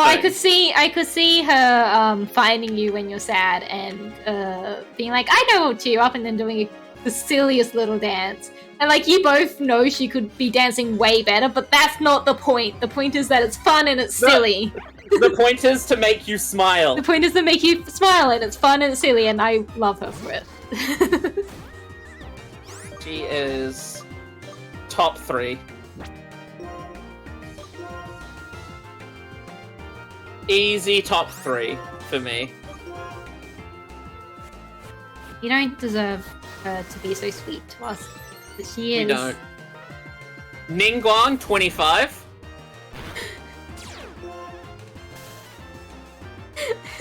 You sound unsure. How old was Beto, 27. Okay. I can see that. I can see that age difference between them. Well, Beto was 21 to 27. Oh. But I'm leaning towards the older end of that bracket. Yeah, I'm definitely leaning towards the older end of that bracket. They just... why can't we live in a world where all of our political leaders are 20-somethings? We live in a world where all of the Genshin characters have canon ages, so we don't have this ambiguously 25 nonsense. Just, I mean, look what they've done in Teyvat, where all of their leaders are ambiguously 20-somethings. Imagine what our world could be like if all of our leaders were 20-somethings. Just we're ambiguously 20-something. Instead of 50-plus-year-old men. Noelle, ambiguously 15. Oh, that's really young. Yeah, she's around the same age as Fischl. Yeah. But, like... Because I happily put her in the same age bracket as, like, Fischl and Bennett and Razor. Yeah. But 15's kind of young. Chi-Chi, 8. Wow. Chi-Chi, 8, but chronologically 100. Because she's a zombie. I know she's a zombie. Stop doing this to me. I hate it every time. I know, but no, the game is very clear. This is an 8-year-old. Yeah. Yeah, it doesn't fucking stop people! Not even if it was just a regular 8-year-old, it wouldn't stop people even if she was a regular 8-year-old. People lewd regular child Yao Yao. Oh god. Yeah, I hate this. This is the worst. And that's another thing I will murder people for, because Yao Yao is my daughter. Raiden Shogun, adult woman. Okay, so the Raiden Shogun puppet. Yep. Is under the age of 500. Yep. Because A built it after the Cataclysm. Yeah. Raiden A is similar age to Zhongli and Venti. That's what I was going to say. Must be a similar age to Venti and Zhongli, because was still around that time, because they were doing the dual electro thing. Yeah. Because the Raiden twins, because it was A and Makoto. Yeah. And Makoto became the Archon. Yeah. So yeah, so A is like 2600 minimum. Razor, 16. Yeah, like I said, Razor's with Razor, I argue Razor's even younger. Younger? He is in Children's Day artwork.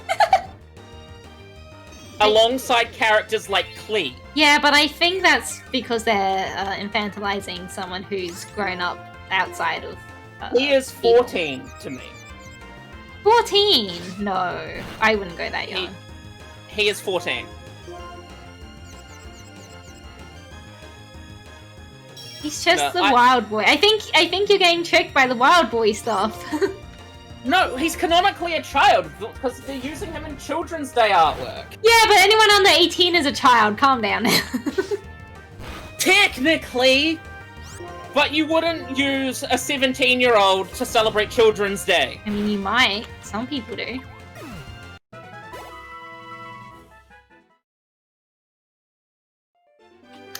Rosaria, 24. Fair and valid.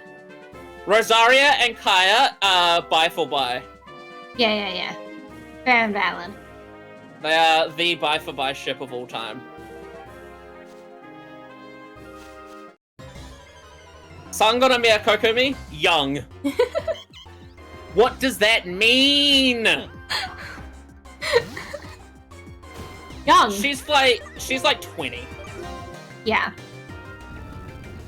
She's 20 and she doesn't want any part of this. She just wants to read The Art of War and nap. Relatable. Me too. Well, maybe I should do that on stream. Well, read The Art of War. Read The Art of War. And nap. And nap. Yeah. Brilliant. Stream idea done. I love Kokumi. I love the fish. I've been thinking about it because there's a bunch of like old stuff that I want to read just for understanding stuff. Like I want to read the Communist Manifesto properly and not just in the quick skims I have to do for sociology. And those are both in public domain, so yeah. I put together this huge recommended reading list back in I think in either my first or second year of uni. Yeah. I was basically just like a list that at the time I was like, I'm going to, modify this list over the years and hand it to my year 9 students at the start of every new school year. Yeah. And be like, by the time you graduate, I want you to have read at least half of these books. Yeah. For purposes of making you a less terrible person. Yeah. It's like, it's one of those things where they're just useful to have in general. Well, because I had, fiction on there, some fiction recommendations, but then I also had things like religious texts. Yeah. Like, I have the Bible, the Torah, and the Quran on there. Oh, yeah. Because I think it's really important to be as well read in as many religious texts as possible. Absolutely. Yeah. A big part of our family understanding of religion and spirituality is the being able to make your own informed choices, especially as you grow up. And so it's really important in our family, and it blows my mind that it isn't important in other families to explore other religions. Because hey, maybe the religion you grew up with isn't the thing that makes you feel most safe and comforted, and isn't that the point of religion? To give you reassurance? The beef between the Abrahamic religions is so weird to me because they are all broadly the same thing. Yeah. And there's so much beef between them over what amounts to semantic differences. Yeah. By and large, of course, because there are... There are also some very real differences. The Torah and the Old Testament are functionally almost identical. Yeah. But the whole point of Jesus and the New Testament was, ignore the Old Testament, this is what's important. Yeah. And modern Christians still don't do that! No. They still cite the Old Testament, which... don't at me, spits in the face of what Jesus did. Yeah. Oh god, the Catholic is coming out of me. Yeah, it's like I'm returning to Catholic. Like, I define myself as neo-pagan because I think I wasn't comfortable using the word pagan itself because we don't have paganism religion. It's a bunch of different religions that Christianity didn't like. Neo-pagan is a reconstruction of a bunch of different religions that Christianity and Catholics didn't like, and adapted to modern day. But I also actively call out that a lot of what I believe in also draws from things like Buddhism, which is a very big influence in a lot of my personal brand of spirituality, because I think that a lot of the Buddhist ideals bring me comfort and align well. And I talk about so much how I see a lot of Indigenous Australian ceremonies just because that's a big part of Australia. And I see how much those things are very similar to a lot of the Irish Celtic I draw from, because that's my family homeland. And how similar they are, which is fascinating, because those two cultures come from very different places in the world, with very different socio-economic restrictions around. But the core of it is still very similar. Like, the Welcome to Country has a lot of similar rituals in a lot of our reconstructed Irish Celtic rituals. It's just the same fucking Christianity came and was like, oh, actually, there were no Irish Celtics anywhere. Only these people who actually believed in saints. All these people you think are gods, nah, they're saints. And if they're not, then they're fucking heretics. I think that brings me... I hate that so much. I definitely still subscribe to a lot of the fundamental Christian values. Yeah. Like, the stuff that, that Jesus actually preached, not Republican Jesus. As someone who isn't Christian or Catholic and hasn't grown up with that, I think I would be way more happy actually subscribing to Christianity or Catholicism if they fucking followed what Jesus said. Because Jesus, cool dude from everything I've read about him. Historical Jesus was a fucking he was the ancient equivalent of a modern day leftist. Yeah. It's like, I definitely, if what they were teaching and what they were battering was a lot more of the stuff that Jesus led, I would be way happier to be in that way, because, like, his core principles are very humanistic. It was a radical. Yeah, it's very humanistic, and it's very much back on the focus of humans as a source of power, even though, like, he wouldn't say that directly because of the religion we're talking about, but it's very much leaning back into that. I personally can't accept any religion that has a all-powerful, all-knowing, all-benevolent God, because as far as I'm aware, one of those things can't be true. It's one of the better case arguments against God. Yeah, is the it's the why does God allow suffering argument. And, like, my go-to question, if you want me to convert to your religion, you have to answer to me, why does God with a capital G... The burden of proof is on the person making the claim. Yeah. Why does God with a capital G allow innocent babies to suffer horrific, painful deaths? Because I cannot, for the life of me, see any reason why someone who is all-powerful, all-knowing, and all-good would let people who have done no sin, cannot do no sin, suffer horrific, painful deaths in their year of living. Yeah, and the argument, a lot of people like to appeal to the original sin. Yeah, but that doesn't work from a Christian theological standpoint, because the point of the Passion was to absolve humanity of the original sin. Yeah, and like. Original sin I also hate, because the idea that you're inflicting everyone else with a decision they didn't make does not sit right with me. Yeah, I've yet to have anyone actually have a good argument for that, because there isn't one, I don't think.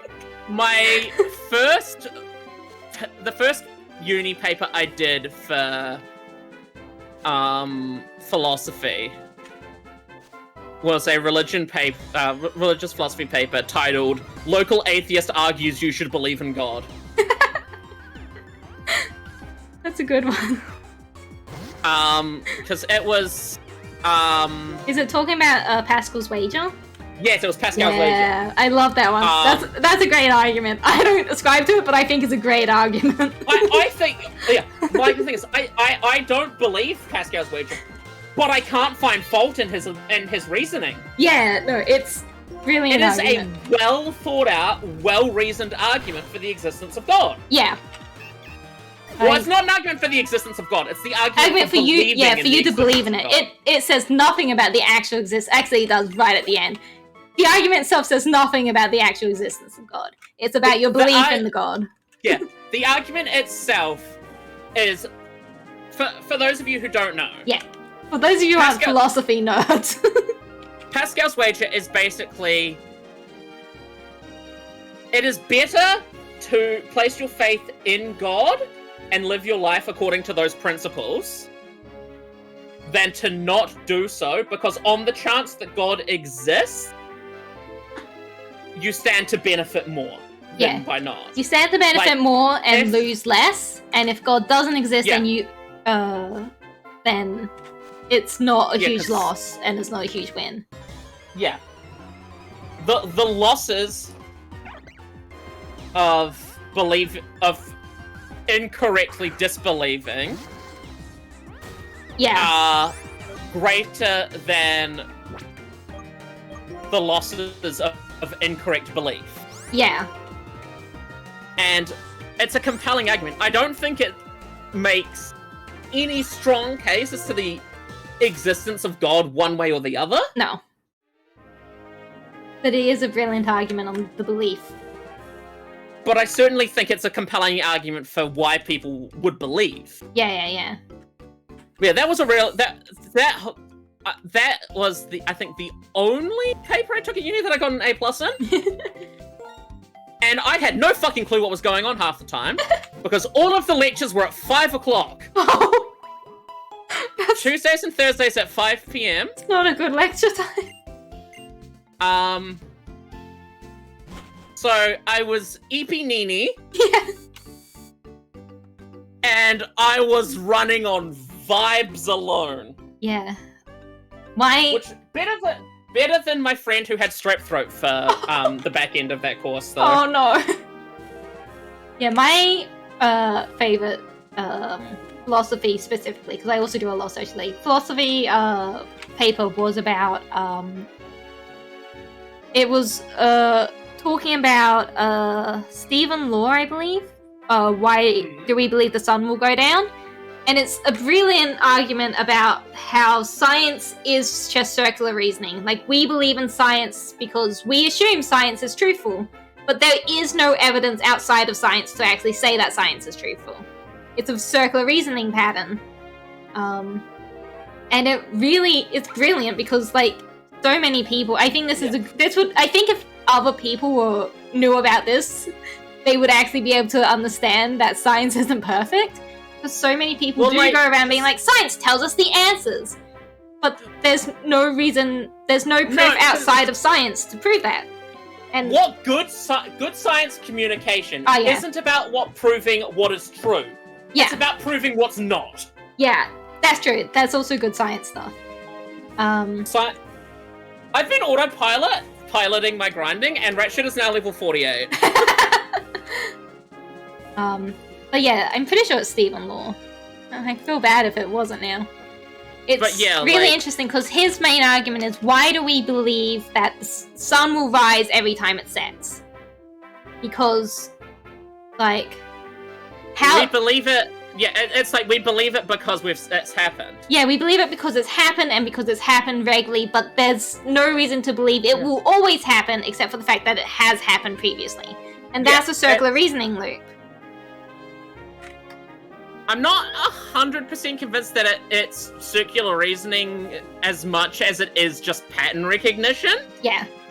Well, no, because circular reasoning is all about, it's basically about, like, believing something will happen because it has happened and therefore, like, there's no way to prove that it won't. Yeah. Well, because circular reasoning is this because this. Yeah. And it's very much like, we believe this will happen because this has always happened in the past. And it is a very good argument in science, but... I don't necessarily think, though, that we believe this will happen because this has consistently happened is a bad reason to believe. It's not a bad reason to believe, and he doesn't state that at all. Like, he talks about how that's a very good reason to believe, but it also doesn't, like, completely answer the thing. It's still not, like, it doesn't stop the fact that it could be possible, just in the infinite ideal of things, that the sun just won't rise tomorrow, or the sky will suddenly be purple. It just means those are unlikely to happen. Yeah. And we have no reason to think that will happen. Well, that's like the thing with about like chaos theory, right? Yeah. Like, yeah. I don't necessarily. Yeah. Like, it's like even Stephen the whole idea himself doesn't talk about. He doesn't think it's gonna happen, but he's like, we have no reason to believe it wouldn't happen. There's a non-zero chance of basically anything happening. Yeah. Yeah. So I ran away from the Adina because I was clicking back into the Pokemans. Smelby got crit. Oh no! Fuck! Is Smelby dead? No, Smelby's still alive. It's fine. Oh good. Smelby got crit, Smelby is Nini right now. Nini time. Nini Smelby. I really love philosophy. I'm glad they didn't do a second class on it though, because it blew my mind the first time. It was bad. I philosophy. I grew up as a very black and white, rigid autistic, and so doing philosophy for the first time destroyed me. Okay, no. If you like philosophy but also like rigidity, take a logic paper. Genuinely. Yeah. Formal logic. Yeah. Was one of my favorite papers. I've been doing a lot of sociology at the moment. I've been really enjoying it. Yeah. I loved logic. I wish I could take, because UC offers a lot of classes at both 200 and 300 level. Yeah. And my biggest pet peeve is that you can't take the class at both levels. Oh. Because I would have taken 300 level logic the year after I took 200 level logic. Yeah. Just because I enjoyed the topic. Yeah. I think logic was probably my number 2 philosophy paper I've ever done, though. My all-time favorite phil paper I did was bioethics. Oh, yeah. But I hated ethics. Part of why I loved bioethics Fuck you, so much Descartes. was because we got to pick our research topic for our final. Oh yeah, that's always nice. So I chose to do mine on the Oh, and fuck you, Kant. Fuck you, Immanuel Kant. You're bullshit. Sorry, continue. I just remembered Kant's existence. Tell us how you really feel? I hate Kantian ethics with a burning passion. Are you okay? I hate Kantian ethics with a burning passion because I cannot subscribe to that kind of thinking. It makes absolutely, like, even hearing his reasonings, like, even though I could kind of understand his reasonings, it makes no fucking sense to me. Yeah. So the topic question for my term paper for that thing, words was is it morally permissible to allow prospective parents to utilize genetic screening to select against non-life-threatening neurodevelopmental disorders? Ooh. Oh, that one's especially a hot bucket topic at the moment because they're trying. Because it was a topic that is relevant to me as hello creature. Yeah. Why have you brought me a creature? Creature. He is a fucking creature. Yeah, because you were a creature. Hello, Zach. Yeah, I know it's that topic specifically is one my mum's been having trouble with in her writing. She's at the moment she's writing dystopian sci-fi. And I love dystopian literature. And a huge part of it is that they've gone to a planet where they've What's gone. wrong, Cap? I think we're living in a dystopian. They've gone to a planet where they've literally cured every disease. So there is no disease, there is no sickness, and there is no neurodivergence because they see it as a disease.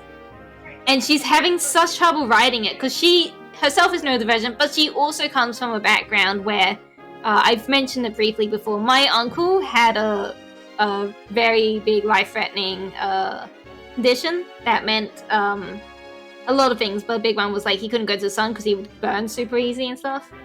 Mm-hmm. I don't know too much about it. Not really my story to tell. She's talked about it a little bit though. And they thought he would only live to 5 and he lived to like 27. Amazing story. But like, when you're thinking about it, especially from an outside view, you want to cure that. Like, that's a bad thing. But it's difficult articulating the difference between something like that, where there is real health ramifications, but it still led to a very different, enriching life for him. And also like a neurodivergence, where there is not really any health conditions for the divergent itself, there is in the society. But, like, where do you draw the line is basically the question she's been struggling with. Yeah, my health, like, that's why I very specifically specified non-life-threatening in my topic question. Yeah. But it's things like, I think about things like allergies. Allergies, well, some of them can be, but a lot of them aren't. Are they something we want to change in babies? I want to read your paper, please. Thank you. This is what? It's a 6-year-old paper. Yeah, I'm sure it's super outdated because this is, like I said, it's a hot topic button that's happening a lot more at the moment as we get even better genome mapping and understanding how to change genomes. And even then, like, a lot of my sources were, you know, arguably outdated even in 2018. Yeah. And just because like I had to work with what I had access to, especially with the debates that's been happening about something that's happened historically in the past and is still happening at the moment, especially in terms of intersex. But it's choosing your child's sex when they're babies. That's been happening big, and that will obviously have ramifications into all choosing things for your babies. I personally think sex selection is unethical. Oh, so do I. Yeah. Especially my generalist conclusion is selection against any condition, be it medical or superficial, that does not pose an immediate inherent threat to the quality of life of a child is unethical, as it denies the person agency. Yeah. Especially since, like, I've read quite a few testimonies of people who were I guess they still are, because you don't lose intersex even if they chop bits off, are intersex but didn't know it until later, and the feeling of violation that they go through when they're realizing it, because it is literally taking a part of who they are as a person that their body still has remnants of in some ways. Like, it's still changed how you are. You just don't have the outwardly parts, and you're not socialized in that way, and it hurts them a lot. I'm a big proponent of individual agency. Yeah. With the caveat that I think sometimes there are times when it is okay to take agency away from someone. Yeah. Yeah. I think you can take agency away from someone in situations where not doing so could actively cause them harm. Yeah. That's another big one that's coming up. But that's also because that's also a really interesting one though. Like, is it enough to be, like? Is that enough? Yeah. Like, you know, like, And like again, where I think you can take people's. I think to an extent you can take agency away when it's actively causing other people harm. Yeah. This is literally what like arrest is. Yeah. But like, what if it's causing themselves harm? Like, I think about should we allow people to? Like, I think about I was listening to recently The Infinite Game, which is a business book, but the book we're going to talk about is smoking, and he was talking about how companies that were taking away like selling cigarettes and stuff, there wasn't any more outcry. They just decided, hey, our values are we stand for a healthy lifestyle. Is it really okay for us to still be selling cigarettes to people? And they decided no and stopped selling cigarettes. But like, they didn't have to, because how cigarettes work health-wise is the onus of responsibility on smoking is on the person buying the cigarettes and the person smoking. Yeah. Companies literally had to do nothing about it. Yeah. The But they problem decided with for their own right. cigarettes what is secondhand smoke. Yeah, that's also a big one. Secondhand smoke is I think the larger health concern. Yeah. With cigarette smoking, because like, I think everyone's perfectly willing to accept the that actual smoking the argument case that like the person who is smoking is actively making that choice. is actively making And it. Yeah. they can't argue that they aren't well informed of the risks when it is plastered over the packaging. Yeah. The issue is that like All the secondhand smoking that people get exposed to, not of their own volition. The 18-month-old child. Yeah. Who is, sitting one table over at the cafe. Yeah. No, but even Just like with that's just a random example I pulled out of my ass. But like with smoking, like it's actively a very addictive substance. Oh yeah, nicotine is. Is it still fair to say that the person smoking has all the informed consent and stuff and onus, because it's actively changed how their neurology works? I think it's tricky. It's one of those tricky things. Well, because I argue that yes, the onus was on them, because before unless they were like force-fed cigarettes until they were addicted. But what about at some point they, with informed consent, made the decision to start smoking? Okay, yeah. What if they've been exposed to secondhand smoke though, and so we're getting the nicotine highs secondhandly? And see, that comes back to the secondhand smoke issue though. Like.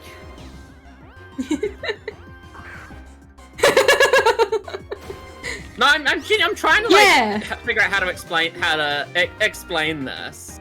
Yeah, it is one of those things. I think in that case I think is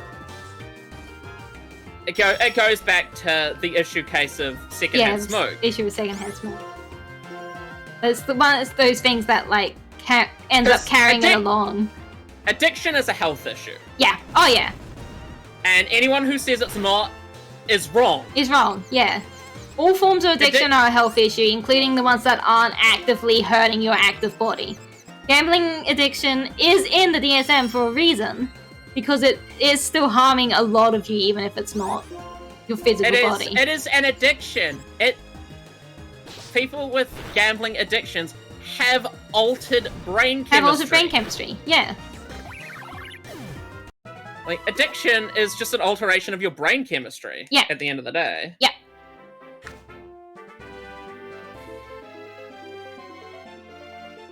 I think that we're going on all these tangents from the Age of Genshin Impact characters.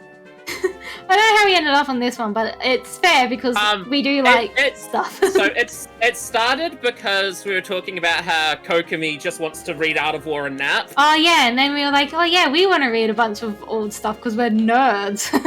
Yeah. See, I love tangents. Tangents are the best. Yeah. My favorite thing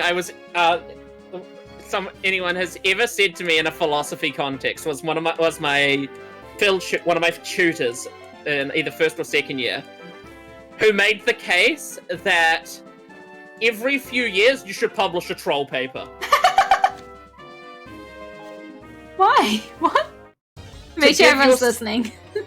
It gives your name. It puts your name out there because people are refuting your. That's true. Your insane opinions, and then will anticipate your next paper because of your insane opinions. So when you publish a real paper, everyone will read it expecting more insane opinions and be like, "Wait a second, these aren't insane opinions." Sayu, young woman. Yeah, that is back to this. That is a child. It is a child. Shenhe, unknown. Isn't she like really young, despite the big MILF energy she's getting? Yeah, she's like, she has cut ties with her mortality and has spent years as a disciple of Cloud Retainer. But like, the thing is, there's still people alive in her backstory. Yeah. Which is, and then like, only 20 years older, I reckon. So yeah, she's not. She must be like 26. Like, because here's the thing: she's a human, so she's not that old. Can't be that old. She can't be that old, and like, she's not. She can't be, and she's not old enough that everyone in her backstory is dead because we literally meet. So she's got to be like 26 or 27. Yes, she can't be that old. That's the thing. Really. She feels like she should be at least 40. Because she's got the MILF energy. Because she's got the MILF energy. It's the tall It's the tall model. It's the tall model, the big boobs, and those hips. And those hips. I'm so sad she's not on my team. Why did I ever move to NA? Her friends, who then abandoned you. Who then abandoned me. None of my friends even play Genshin. It's EU all over again. Play Genshin! You do play Genshin, and we do Genshin. Cute. We go visit the little heart places. Yeah. The heart places. And then you stole all of them! I did. They were all mine. I don't know what I need them for, but I know I need them. You'll need them eventually. Plus it heals my characters.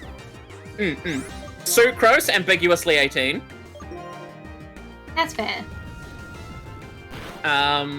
Child, 19 to 21. Yeah, like I said, he gives. I 100% buy that. Oh yeah, no, he's like I was saying earlier, he's just come out of high school kind of idiot. He's never gone to high school, but that's the. Oh my god, Dusclops is evolving. He is finally old enough to drink energy. Yeah. He's finally old enough to make his own bad decisions, and damn is he making them. Toma singular, unknown. We know he's been serving the Kamisatos for years, though. Yeah. So I would say older than Ayaka, but younger than Ayato is my. Oh yeah. Or he's definitely older than I. I think it's the same age as Ayato, or like around that, because I reckon they give me big. We kind of grew up together, and then you ended up protecting my sister because you were already kind of her bigger brother. Also, they fucking. Also, they're fucking. That true. Toma is male wife energy. Yeah, we established this in the Pillow. And the Pillow Princess. The Pillow Princess ranking. I really listened to that one recently. It's so good. It was a lot of fun. We need to do it with Star Rail at some point. We do. How heavy is Dusclops? How heavy? That's not what it is. How heavy is my Pokemon? But big man, 1 second, I will tell you. Because I'm trying to figure out if Heavy Slam's worth it. I'm not in battle right now, so I can literally look him up in the Pokédex for you. Yeah. I'm trying to figure out if Heavy Slam is worth it. I'm pretty sure Flyborg is pretty heavy. 727 pounds. That's pretty heavy. You're a big boy. You're a big boy. They might replace Dynamic. What do I have on Flyborg? I don't, as much as I like Dynamic Punch, I don't think I want it. Heavy Slam, I have Heavy Slam, Mega Punch, Magnitude, and Dynamic Punch. I don't have any ghost moves on this boy right now. Oh, I have Nightshade on him. Yeah, Nightshade always deals damage equal to your level. Yeah. So like, it's not even if it was a scaling ghost move, I probably would have kept it. It does scale with your level. Yeah, but you know what I mean. Yeah.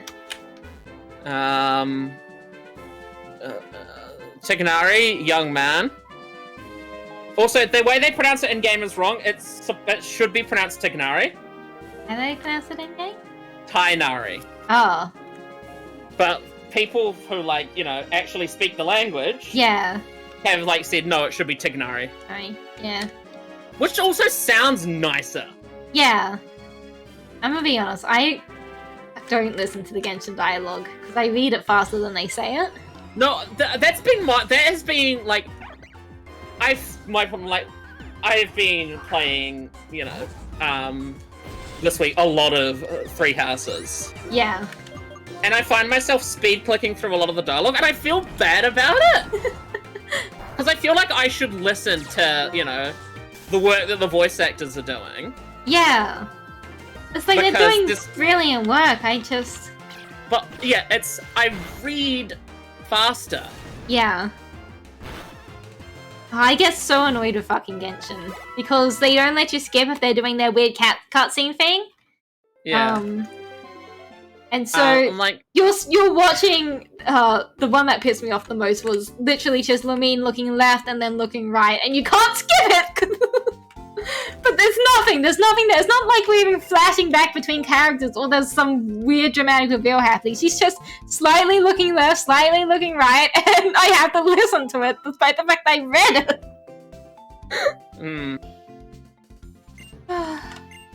I think it's one of those things that, like, it's the hidden downside of subtitles. Yeah. Subtitles are great, and I don't understand people who hate them at my parents. No, like, I'm not kidding, my parents aggressively hate subtitles. Oh my god. Never. Like, I think the thing every time they start watching something like on Netflix and there's subtitles, they like go, can you turn this shit off? That's crazy. And like, even when I don't need subtitles, I like having Yeah. No, I'm a huge believer in subtitles. That's why I fucking hate Crunchyroll. Because they don't subtitle till their English dubs, and I just they don't subtitle any of their dubs. No, that's true. I don't speak other languages, so I don't know what the other dubs are doing. But yeah, because I want the German dub of Spy Family to have English subs so I can watch it in the most lore accurate way. yeah. Because Spy Family is set in fantasy East Germany. Yeah. No. So I think watching it in German is the most lore accurate way to watch it. Yeah. I think the difference between like subtitles and like movies and stuff though is there's still action going on. Like or because it's not a game CG where they have very limited movement in the face. The actors are actually expressing, and that's super useful to be watching, even if you've read all the subtitles. Like, yeah, I think like this thing. Like, I don't skip dialogue in like, say, Red Dead Redemption. Yeah, because there's emotions in there, and it's important. I love Red Dead Redemption. I need to play it again. Well, we need to do we need to do another Haunt State. We do need to do another Haunt State. But yeah, in Genshin, the characters have limited expressions, and so when it's zoomed in on their face and they're looking slightly left and slightly right, I don't need to see that. I can figure out the expressions in the voices and in the dialogue. And there are definitely times when I do listen to the dialogue because it's good fucking dialogue. Okay, this list believes that Traveler is physically 15. See, the thing is, no. The problem with Traveler, I find, is that they need to be somewhere in the range of 17 to 18. Because as a self-insert character, they need to be young enough for the teenagers to not feel bad about shipping themselves, but old enough for the adults to not feel bad about shipping themselves. Or they need to make a canon age and sit with it. My thing, because the Travelers, like both of the twins, are probably like way old. Oh yeah, they've traveled many worlds. Yeah, that's the other thing. They've also traveled a lot, so they are older than 15. I think like, let's say 15 physically. I think the inference people have made from that is, like, in Mondstadt, they a lot of the times refused alcohol. Yeah. Because they don't look old enough to drink. They don't look old enough to drink. Which I would say is the 17 to 20 range. Yeah. I'm gonna go on physically 18. Yeah. If I have to pick a specific age, I say 18. Yeah. Also, I'm sick of all the fucking discourse that I don't know if it happens so much anymore, but it happened a lot in early Genshin, where because like talking about like physically 15, people would get mad at you if you shipped Lumine or Aether with the adult characters, which is why I'm so passionate about it, because it's dumb. But it's like, it's a self-insert character. There needs to be a level of freedom. Pro-shipping discourse tale as old as time. Yeah. Like, listen, shipping discourse is never new. But like, the pro-ship discourse, it's still around. It's like, except mostly it's not to do with traveling now. No. To be fair, we had less characters to be discordant about. We only had the Mondstadt ones for a while, and then the Liyue ones a little bit later, and then people got very mad at you if you didn't ship Child and Zhongli. People ship Zhongli and Ningguang. Yeah. Oh yeah. No, those were the big ones people would always get mad about all the time in those days. And both of them, idiots. I'd say while actively shipping Zhongli and Child, but still idiots. The real idiots are the people who ship Lumine with Child. Yeah. But don't ship Aether with him. Yeah, that's true. Have a spine. They are the same character. Right, I mean, I wouldn't say this. There's definitely characters I ship with Lumine and characters I ship with Aether. Oh yeah, no, same. Aether is a twink. Yeah. The thing that annoys me about it actually is that Child wouldn't care. Because he would be toxic to both of them. I don't ship Child with him. I don't think Child has the capacity for romantic feelings. That's fine. You don't need a ship romance. He's battle sexual. Yeah. That's a huge part of the reason why I ship Zhongli and Child. Because Zhongli can put Child in his fucking place. Both in battle and in fuck. You know, Zhongli, God of War. Yeah, I ship it a bit less now, because asexual Zhongli, not even asexual, sex-unaware Zhongli has been rising in my heart more and more. Zhongli is also a gender-fluid icon. Yeah. He specifically says he could take a female form if he wanted to. He's just vibing with the one he's in right now. Yeah, fair and valid. We stand the genderqueer icon. Venti 15 physically, actually 2600. Yeah. The god of twinks and animo sad boys. The ultimate animo sad boy. Oppenheimer, appearance of a young man. But he is older than the Raiden Shogun puppet. Yeah. Because he was a prototype, which is why he doesn't have a dick. He is pissed about it. It's why he doesn't have a dick, and if you draw him with a dick, you're wrong. Draw him with a strap on, you cowards. Unless you also are a trans Raiden A believer, in which case carry on. Oh, yeah. In which case carry on. Yeah.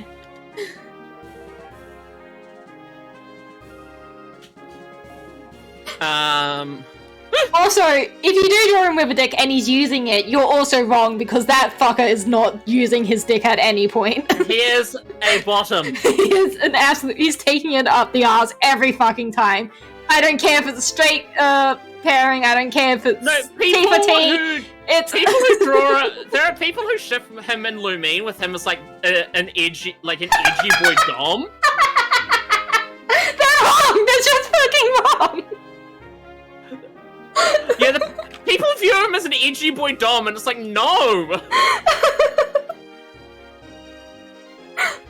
It's like, I accept people view that for like Zhao and stuff. I don't think they're right there, but I can at least see where they're coming from there. So Zhao is like the one straight Lumine ship that I consider valid. And even then it's a stretch. Though it's honorary Yuri to me. What's so funny? I always love the term like honorary Yuri. I don't think if I have any straight Lumine ships. I definitely have more straight Lumine ships than I have straight Stell ships, because Stell is for the girlies. Yeah. Like, I don't know, I ship Zhao with either Traveler. That's fair. Yeah, because you're not a coward about it. Well, also because Zhao is so obviously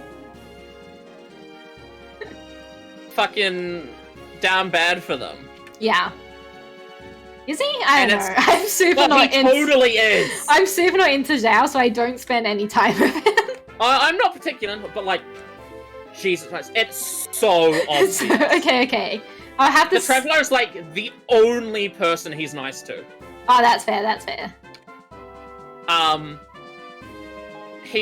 Every time they interact before he leaves, he goes, if you ever need anything, call my name and I'll be there. Oh yeah, no. Yeah, I see what you mean now. Paimon tries to call him in a couple of quests and he won't show up until you call him. Like, Paimon will be calling for him. Yeah.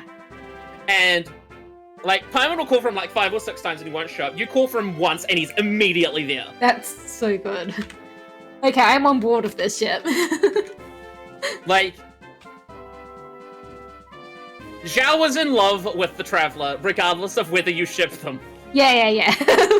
It's like Ayaka. Ayaka is in love with the Traveler. Yeah.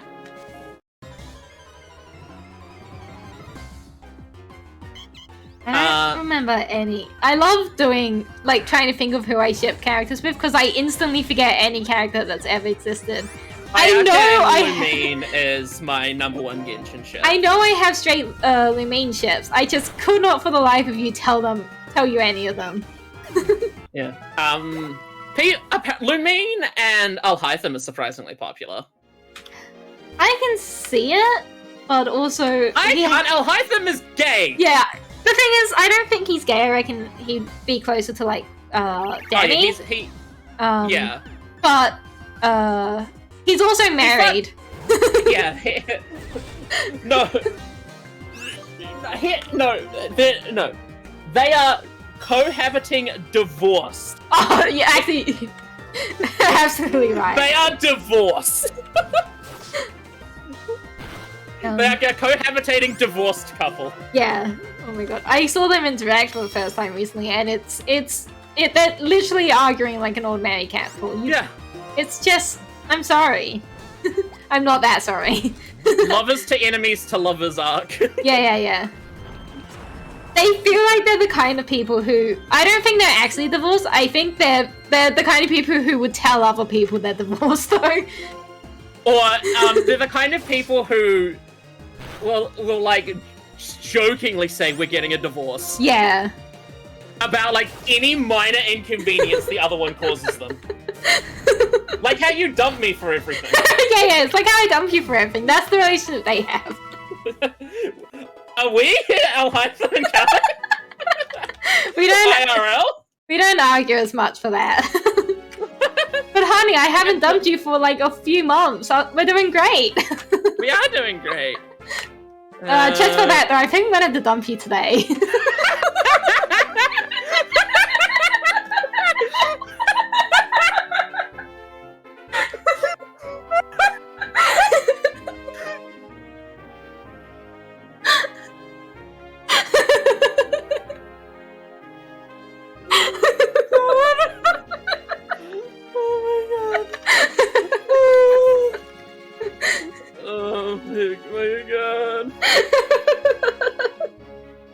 Fish is level 45. Oh yeah, we're doing stuff, aren't we? No, are you playing without mods? Yes, we are playing. That message came ages ago. I don't know if they're still. Probably. We were locked in a conversation. And I don't have my chat on my screen. Because I have your chat on my screen. Why do you have my chat on your screen? Because normally what I do is I have my chat open on my monitor behind the Desmame window. Yeah. But I've had the fucking Genshin Age table open. Right, yeah. Important stuff happening. Risley Young Man. Who? Oh, the guy they ship Noodle Boy with. Yeah. I like Risley. He reminds me of an old character of mine. He seems cool, but he's also from the Fontaine area, so I don't actually know anything about him except for they ship Noodle Boy with him. And I saw one hot image of him and Noodle Boy destroying child.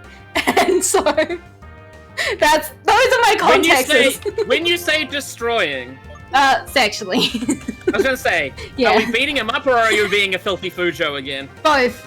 I'm pretty sure both was happening in that one. Because it's child. You're a disgusting Fujoshi. I am a disgusting Fujoshi. I hold no shame about it. I rewatched Skate Infinity Chess for the Fujo moments. I hold no shame. Be a Hime Joshi like the rest of us. I am a Hime Joshi unashamedly.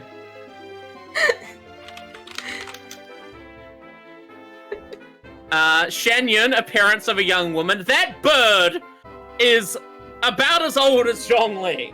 The thing is, I just like ships. I am all of them. That bird is... and appearance of a young woman. She is a MILF. He is a MILF. That is not a young woman. That is a MILF. Yeah. I don't think they've had anyone that's like appearance of an old woman or a middle-aged woman. No, because they know that old people don't sell. I don't know. But a lot of people were into Madam Ping. I don't know what they're talking about. Oh, no, we are getting playable Ping. Are we? Oh, almost definitely. Oh. But it's going to be like Shan Yun, where it's a younger form because the adept can fucking shapeshift. I will riot. I want playable old woman Ping. I also want playable old woman Ping. I'm not pulling unless she's old woman. When there was leaked that Cloud Retainer was going to be playable, I was so hoping it was just going to be the bird. I was also kind of hoping it'd be the bird, but I knew they wouldn't, because... I'm not complaining about the design they gave her. No. Zhang Yun... Goddamn. She is mother. Mother is mothering.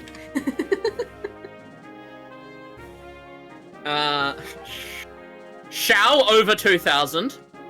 Yeah.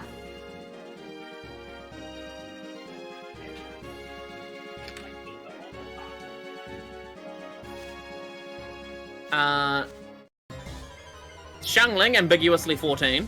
Oh yeah, that's right. I don't buy that she's 14. No. I definitely buy that she's a teenager. Yeah. But I think 14 is too young. I think she's 14's 16. too young. Yeah, I think 16 is age. Xingqiu, 16 to 17. That scans Yeah. pretty accurate to me. I like how there's kind of just a teenage squad in most of the regions. Yeah, there's the Mondstadt teenager squad and the Liyue teenager squad. And they get together to gossip at times. Mm-hmm. They get together to share stories. Xinyan, 16 to 17. Again, she's part of the teenager squad. Yao Yao, lovable child. Yao Yao is similar age to what Chi-Chi is. Yeah. Because Yao Yao and Chi-Chi are canonically best friends. Ah. And it is the sweetest thing in the world.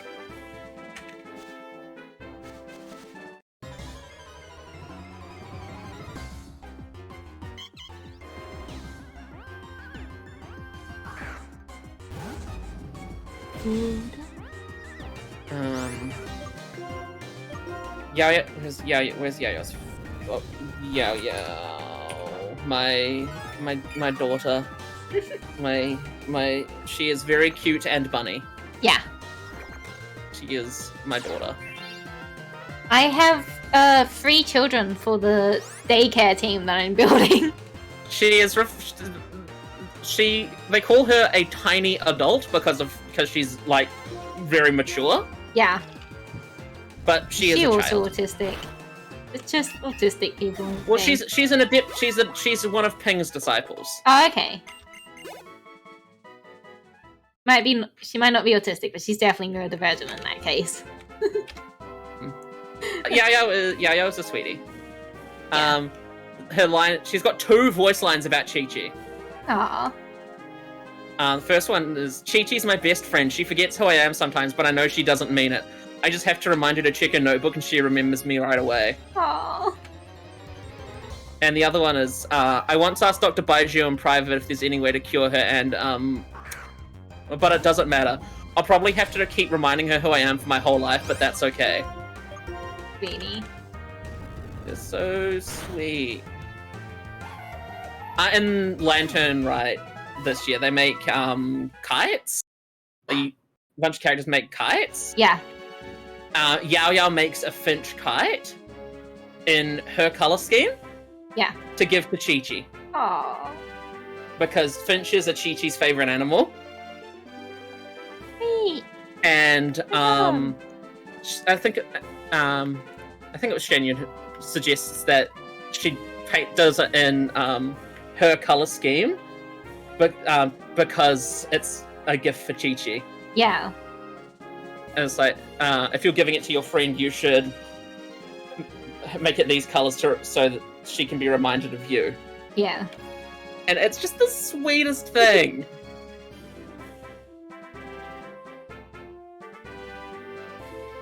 It's very, very sweet.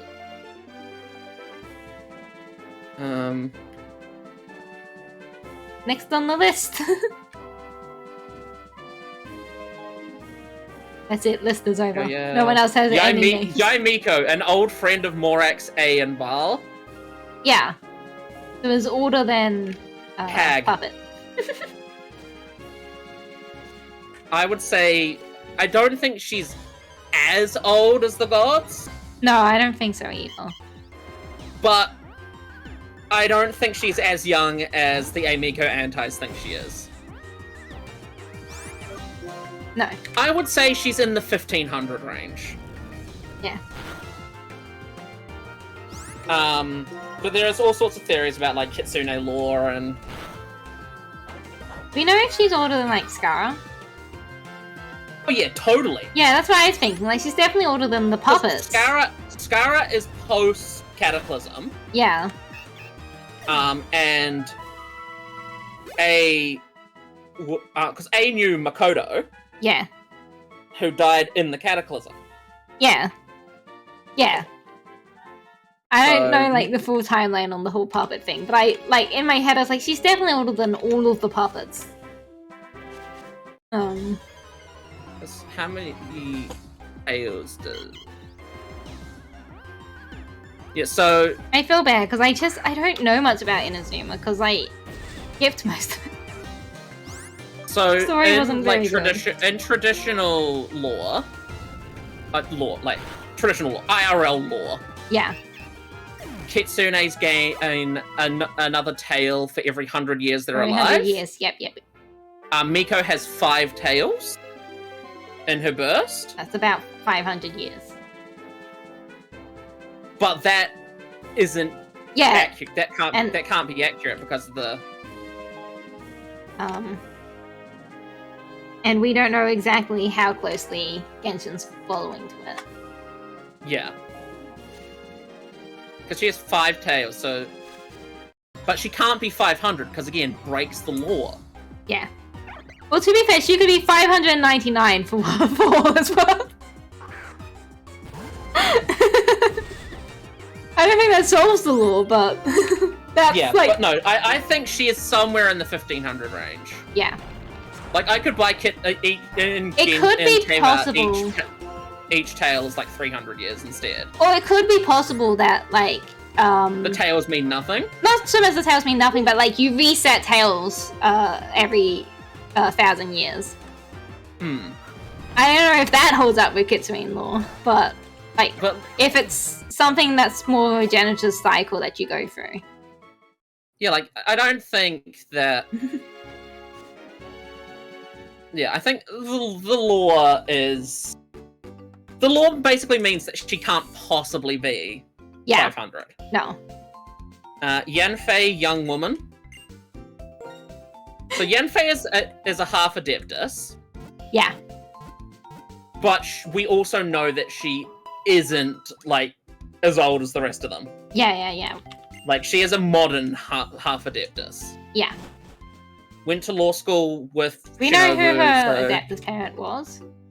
I don't think we haven't met her parents in the game.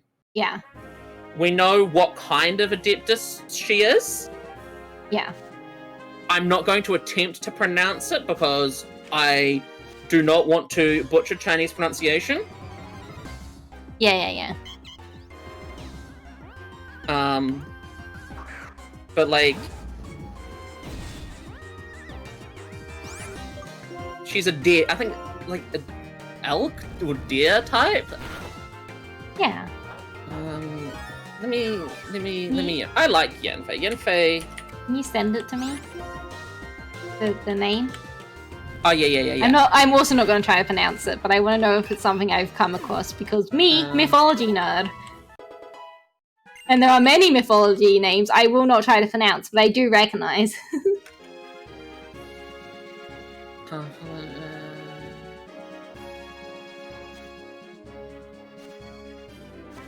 I will admit I'm not as knowledgeable about Chinese mythology. Saddens me greatly. An ox or a goat. She has antlers, basically. Because what little Chinese mythology I have been exposed to really fascinating.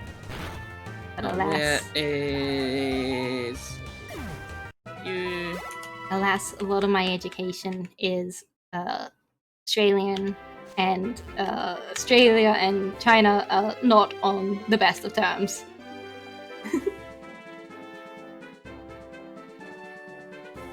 And China hasn't done the Japanese thing of, hey, we made anime, so all of the things we've done are forgiven, and all the things you've done are forgiven, not really.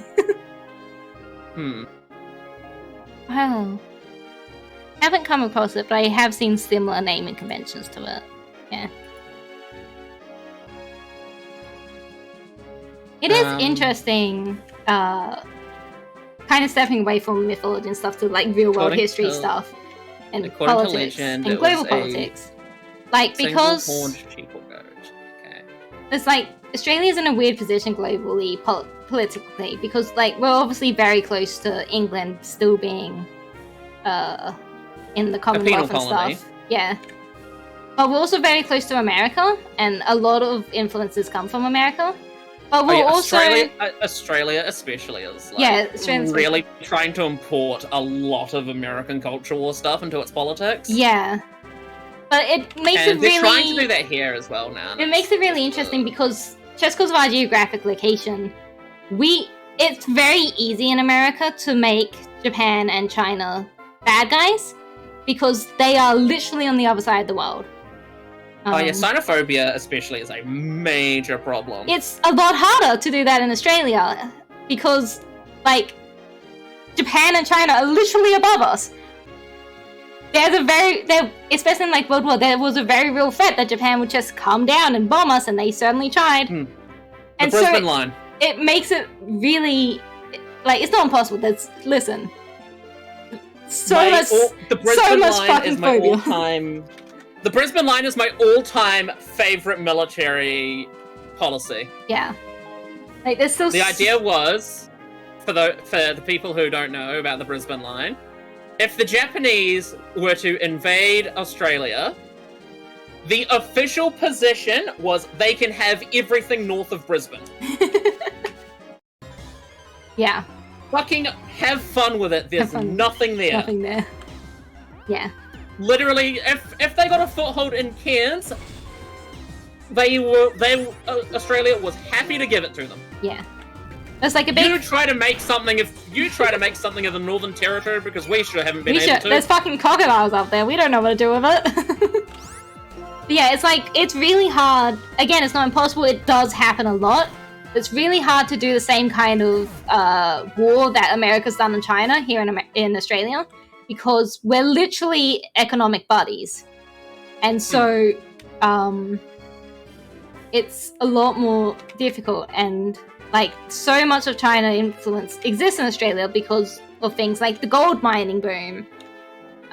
Things of like, yeah, a lot of the global wars were very closely intertwined. And so it's really interesting seeing the clash between Australia and China just existing close to each other politically. There's been and America. So much like stuff going on. It's like the fears of like the foothold China is getting in the Pacific. Yeah.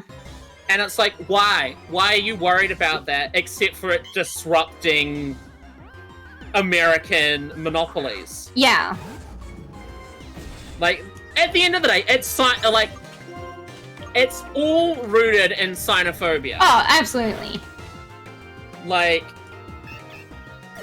why are you more concerned about the foreign influence of China on the Pacific than you are the foreign influence of a Western power? Yeah. I do like seeing the clash in Australia society, though, of like being a very Western colonized place, but the fact that it kind of exists on the east side of the world. Like, that's the thing, like, Australia and New Zealand are some of the most eastern countries in the world. Yeah. Geographically, but politically we are in a part of the global west. Yeah.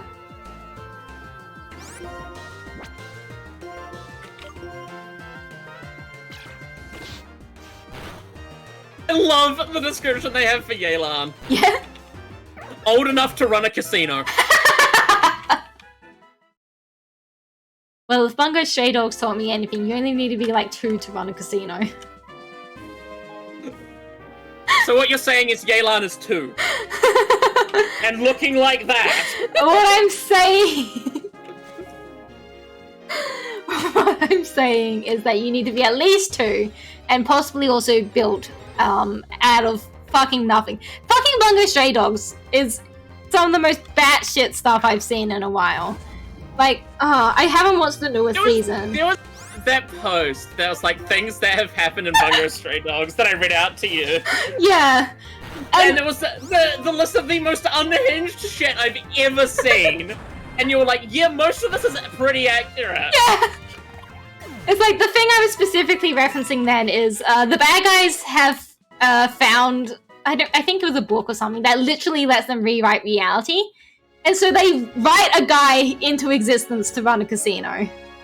Literally that guy does not exist anywhere until they wrote him into existence. Literally the definition of make up a guy.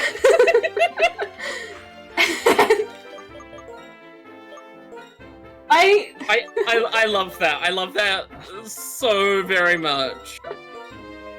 Oh my god. I need to get back into Bungo Stray Dogs, because obviously the same thing that happens every time I watch something that's in a series. I caught up and then ran out and so lost interest. But it's one of... You're a man, young woman. Yeah. Sorry. Where is that post that you read out? Because it's... I don't know. It was a few months ago. It was, but it's still so funny to me. Bungo... It was on the Twitter. Pretty sure it was originally a Tumblr post? Tumblr post, yeah. Probably. Most things on Twitter are. Social media is people going on one of 3 different websites and posting screenshots from the other 2. It's very true. That has been social media for the last 10 years. What are you talking about, Cam? It's a grinding stream. He was going to get into politics.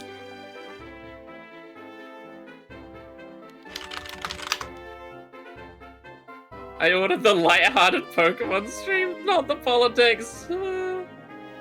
The trick is we both love talking about politics. The trick is we're both autistic. We're both autistic. And both of us have a very special focus on how the world works. And you can't talk about how the world works without talking about how politics work.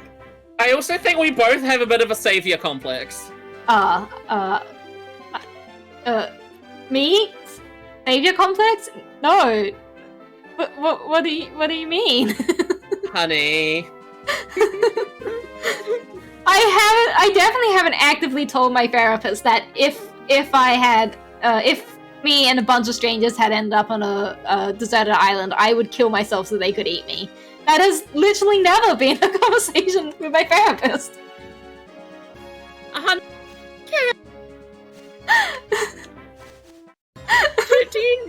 Do you need a hug?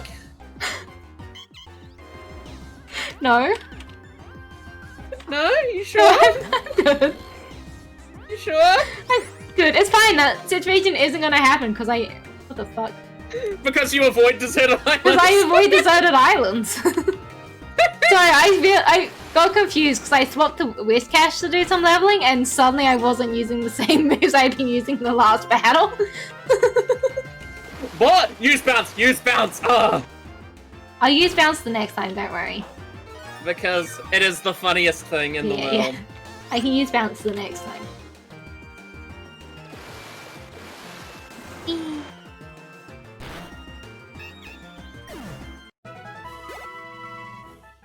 I have... World spin! That's how it works, says Cameron. Thank you. But why world spin? Why world spin? The sun's gravity, question mark? A lot of things actually make the world spin. The sun's gravity is definitely one of them. As well as the gravity of other celestial things that keep it spinning. Also the fact that the Earth's its own magnetic pull draws it to spin in certain ways. Without the A.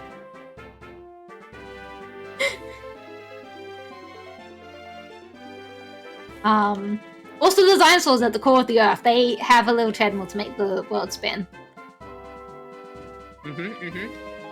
Yunjin, young actress. Yeah, actresses aren't people. But I know they're just taking from, like, the character stories and stuff. Yeah. But... To be fair, I don't know. Any actor who's above 30 is old, according to... Yunjin, I would say, is, like, maybe... I'd say 24? That's fair. And Zhongli, over 6,000. Yeah. Old man! Old man. He is the grandpa of all time. Yeah. No, it's spun by the spin goblins in the core. I'm in the air. Boing! Boing! I realized bounce was just another fly.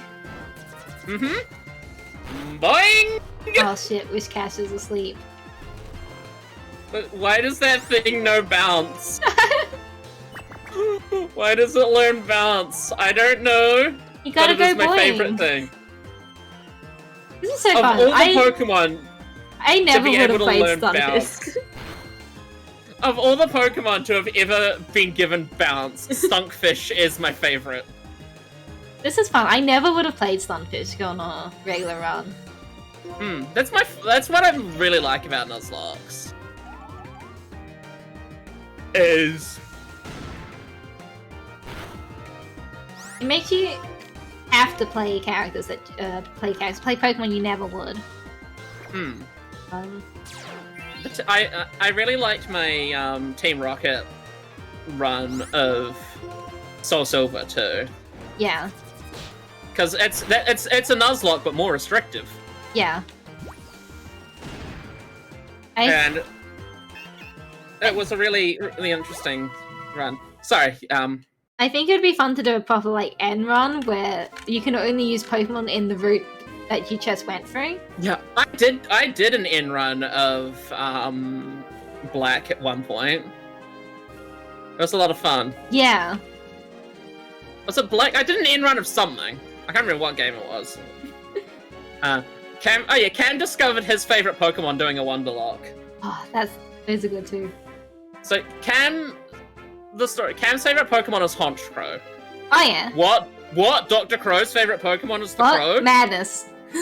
I know, Madness, but he was doing a Wonderlock of Pokemon X. Yeah. And the first Pokemon he got was a level 40 something Honchkrow. Well, damn. It didn't listen to anything he fucking said. Nope. but it was so over leveled that it didn't matter because eventually it would kill everything. Yeah, eventually it would just decide to do it and kill. And we had this image in our head of the Honchkrow just perching on Cam's character's head the whole time. And just like being like, and then every time like people would like ask like a question about Cam's character, he would just point at the bird and go, I have a Honchkrow.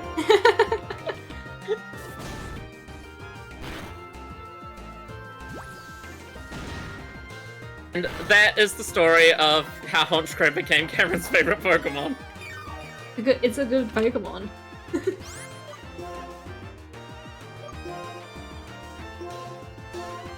It's the idea that like Cameron was terrified of this. Oh yeah, and now Cam has a little Honchkrow plushie. Ah.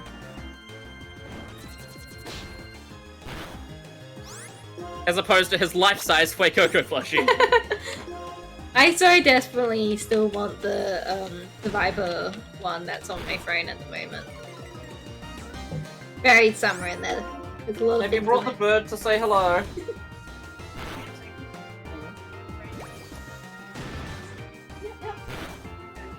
Alright, Mama. Love you. Hey, back to level 45. My Pokemon are always level 45. My favorite Pokemon is Rowlet because he is round. Oh, don't do this to me. What? I always feel bad because like someone will be like, "So what's your favorite Pokemon, Kaylee?" And then attack!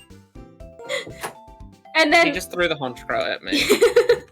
and then all of my favorite Pokemon leave my memory, and so I would choose something that is a Pokemon I really like and maybe one of my favorites, but isn't my favorite because I've forgotten my actual favorite Pokemon. No, I do feel that. Like if people Fuecoco attack! and now he threw the life-size Fuecoco at me.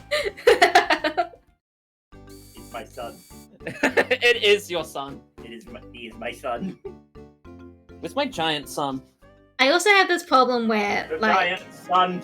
Your giant. Where's my giant son? There's my giant son. I also have the problem of like recency bias. So whatever Pokemon I pulled out of my minds now will be a black and white Pokemon. Fight him. Yeah. And to be fair, my favorite Pokemon probably is a black and white Pokemon.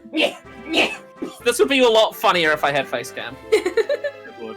Because Cameron and I just like smashing out big starter Pokemon plushies against each other.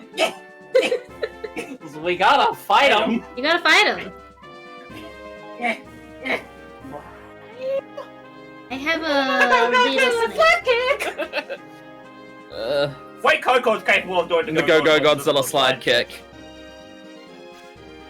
Have you ever told Kaylee about the... Doesn't that hurt? I don't think I have brought up the idea that throughout your entire playthrough of Scarlet or Violet you had? I had Violet. Violet, your Fuecoco would not be in its Pokeball and instead go around clamped onto your forearm with its teeth.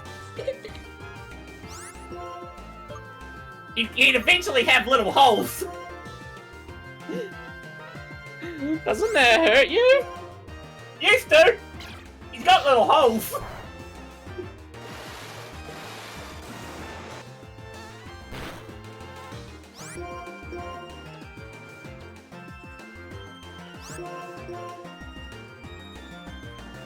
Alright. Tell Chimkin's story. Oh yeah. Story. We got into Genshin Age discussion and many tangents. Yeah. So I needed to buy a whole boneless chicken. Okay. For what I'm cooking for Mum for Mother's Day. Yeah. I'm doing a chorizo stuffed whole chicken. Originally I was going to just bone out some chicken legs and stuff them with it. Yeah. But then I thought a whole chicken's probably going to be easier. So I found this butchery across town that sells boneless whole chickens. Yeah. So I went in and was like, and asked, hey, do you have any of your boneless whole chickens? And they were like, no, sorry, we don't. But if you chuck me one of those whole chickens, I can bone it out for you right now. So I thought that was fantastic service. Yeah. So boned it all out for me right there. And as a bonus that I wouldn't have gotten if they had them. Got to keep the bones? I got to keep the bones. Heck yeah. That is really great service. Like when they're handing it to me, they asked, do you want the carcass? And I was just like, yeah. Yeah. Because, I presume what they would do is, like, freeze it and sell it. Yeah. Yeah. Because they sell chicken frames. Yeah. It would go somewhere. Oh yeah, like, they wouldn't be thrown out. Like, they would get use out of it, I'm sure. Yeah. But, I was like, yeah, I'll take the frame. So, yeah, I'm doing, chorizo stuffed whole chicken with a blood orange gastrique. I realize people who don't do cooking have no fucking clue what a gastrique is. Yeah. So a gastrique is it's a sweet and sour sauce, basically. Okay. So it's basically what it is you make simple syrup. You presumably you know what simple syrup is. Not really. No? Okay. Simple is equal parts water and sugar. Okay. So it's like literally the most basic syrup you can make. Yeah. Hence why it's called simple syrup. Why it's called simple syrup. So it's basically that, but instead of using water, you use vinegar. Mm-hmm. So it's vinegar. Jay, want to invent complicated syrup with me?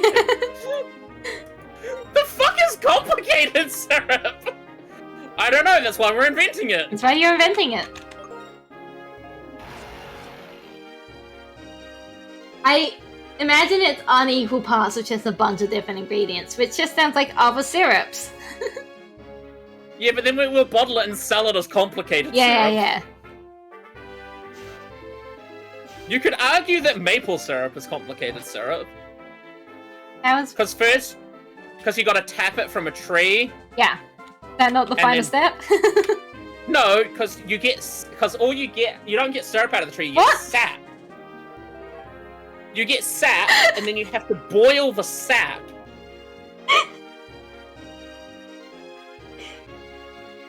You have to boil down the sap like crazy. I kind of assumed that maple tree sap was just sweet enough to be syrup already.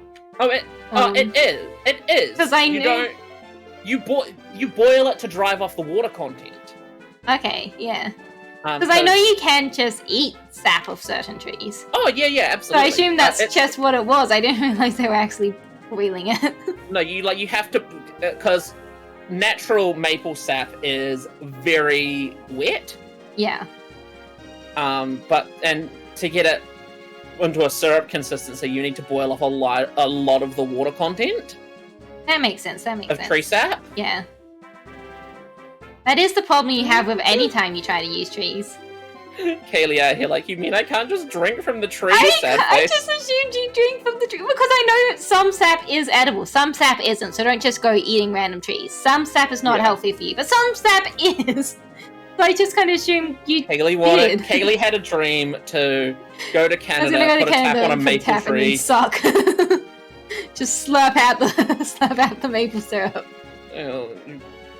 Maybe you can't do that with the maple tree, but there's something else you can slurp the syrup out of. It's like, I know there are certain species of pine that you can just ale. So I'm thinking about sap.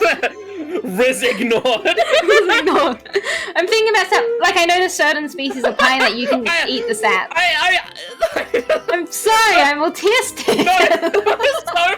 I'm sorry, just you're halfway through a sentence in AO as you process what I said. I'm autistic. Honey, you're so cute.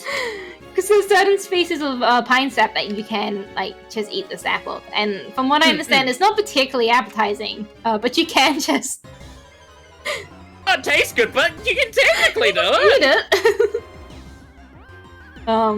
But again, there are certain species of pine that are very toxic, so don't just sap from random pine trees. So yeah, I'm making a blood orange gas streak to go with the roast. Yeah. So it's sugar, blood orange juice, and vinegar. Hang on, maybe you can tell me what my random recipe is.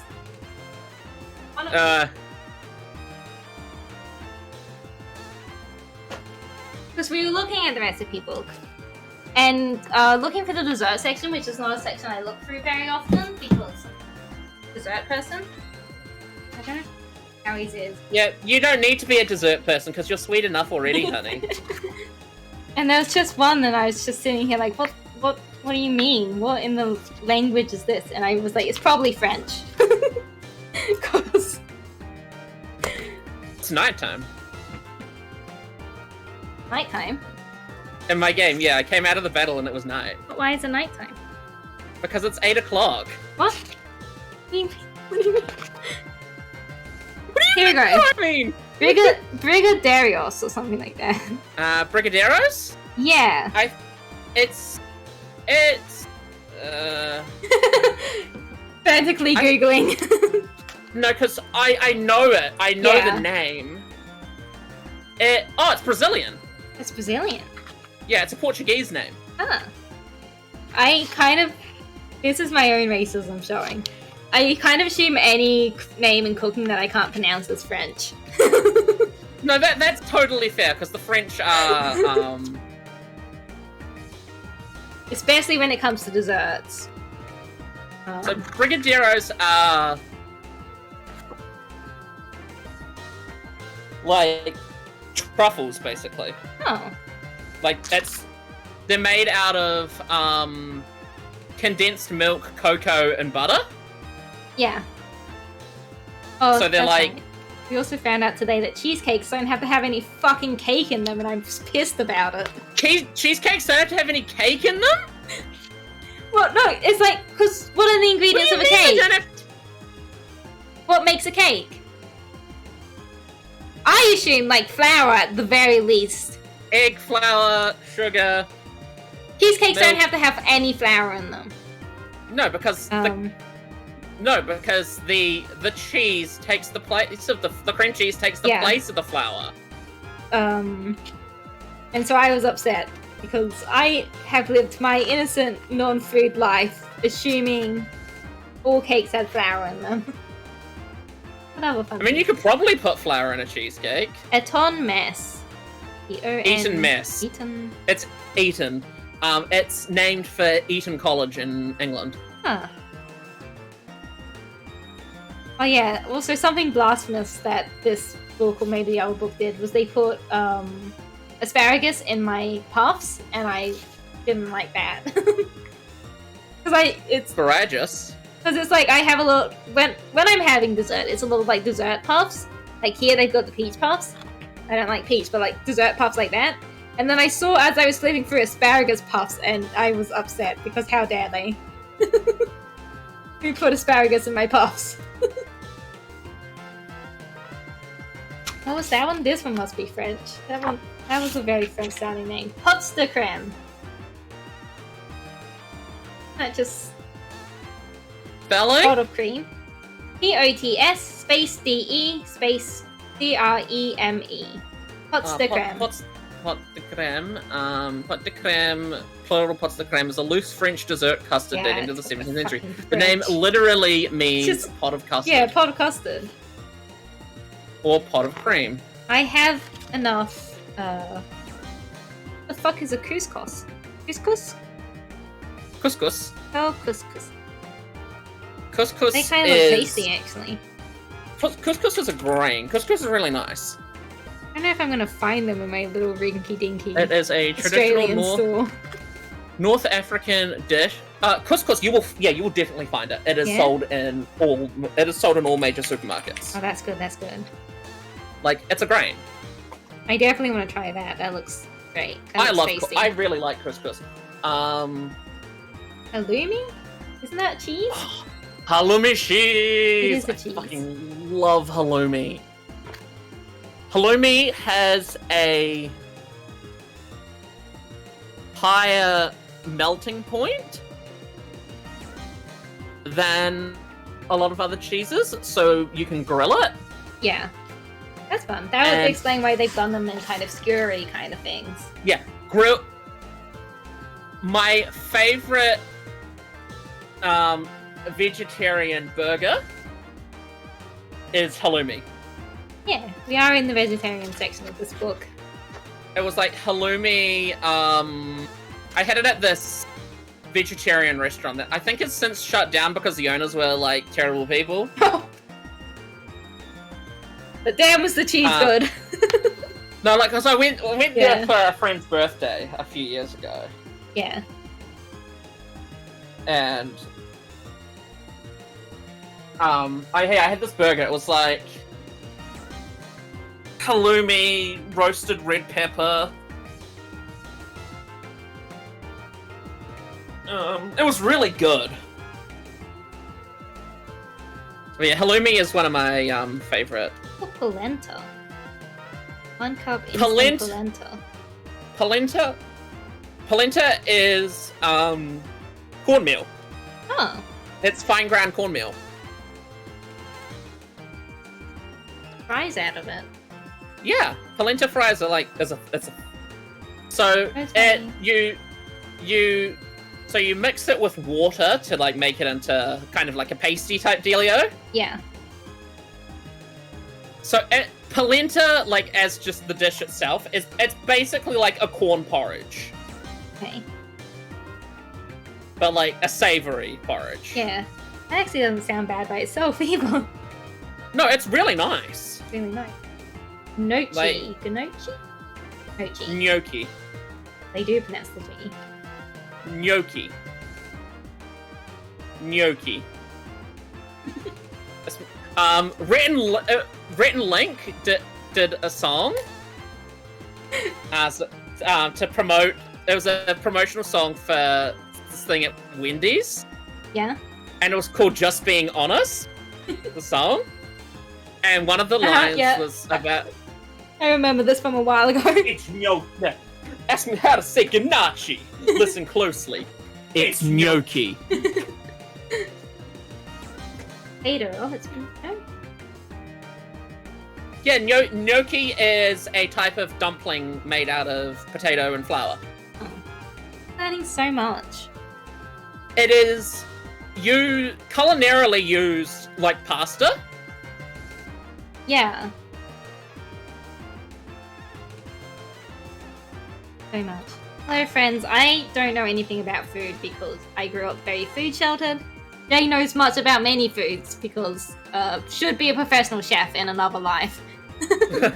I have been told by the professional chefs that Mum works with to never become a professional chef. Sorry about it. Anyone who works as a professional chef tells you not to because it's not great. Because it kills your love of cooking. It was your love for cooking? Yeah. I wouldn't mind being a YouTube chef. Yeah, YouTube chef would be fun. Capellini. That a type of pasta? Oh, spaghetti pasta. Spagoot. I didn't realize it wasn't called spaghetti pasta. I'll spaghetti you. Hey yo. Anyway, pasta. I didn't read these out before. Cameron has given the recipe for complicated syrup. Okay. It has like 100 more steps than simple syrup. Yeah. But the end result is the same. It's the same, yeah. The end result is the exact same product. Yeah. And that is complicated. I'm happy being the test subject for Jay's cooking camps. It's true. Cam and Mum are basically my guinea pigs for all of my insane recipe ideas.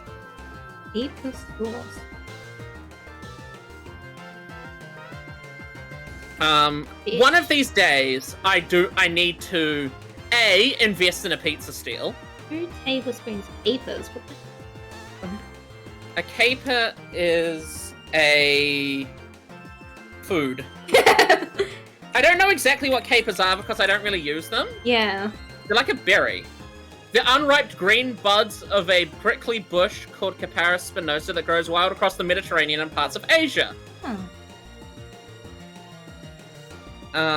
Briny globes we buy in jars at the grocery store start as flower buds and get picked, dried, and preserved. When are you gonna move over and then we can do cooking dates?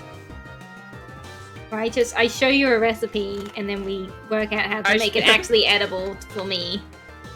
You show me a recipe and I make it for you. Well, it's like I theoretically enjoy cooking when everything's going right.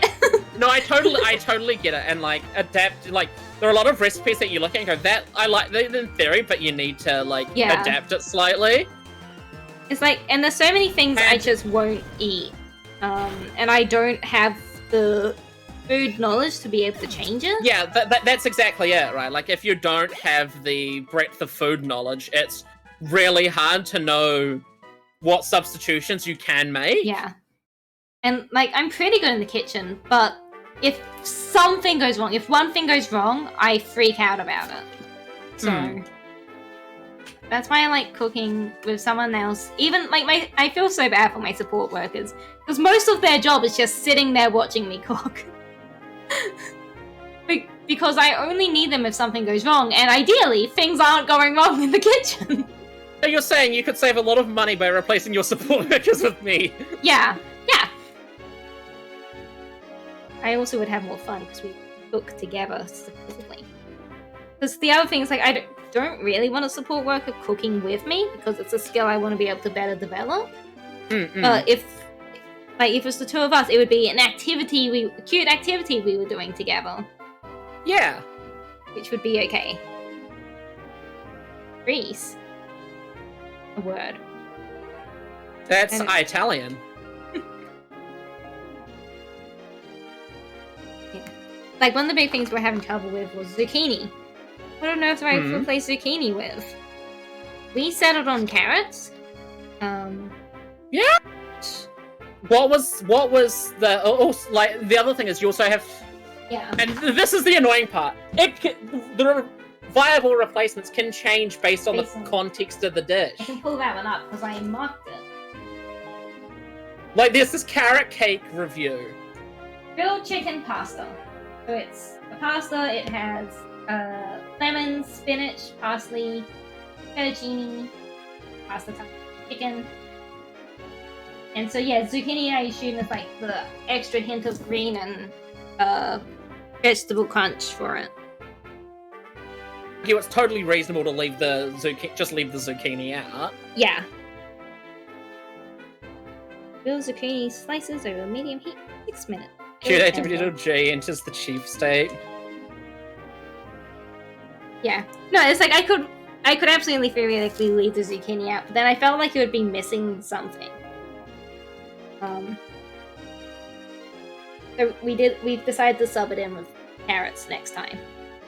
Carrot is a good shot because it's got that nice little crunch. Yeah.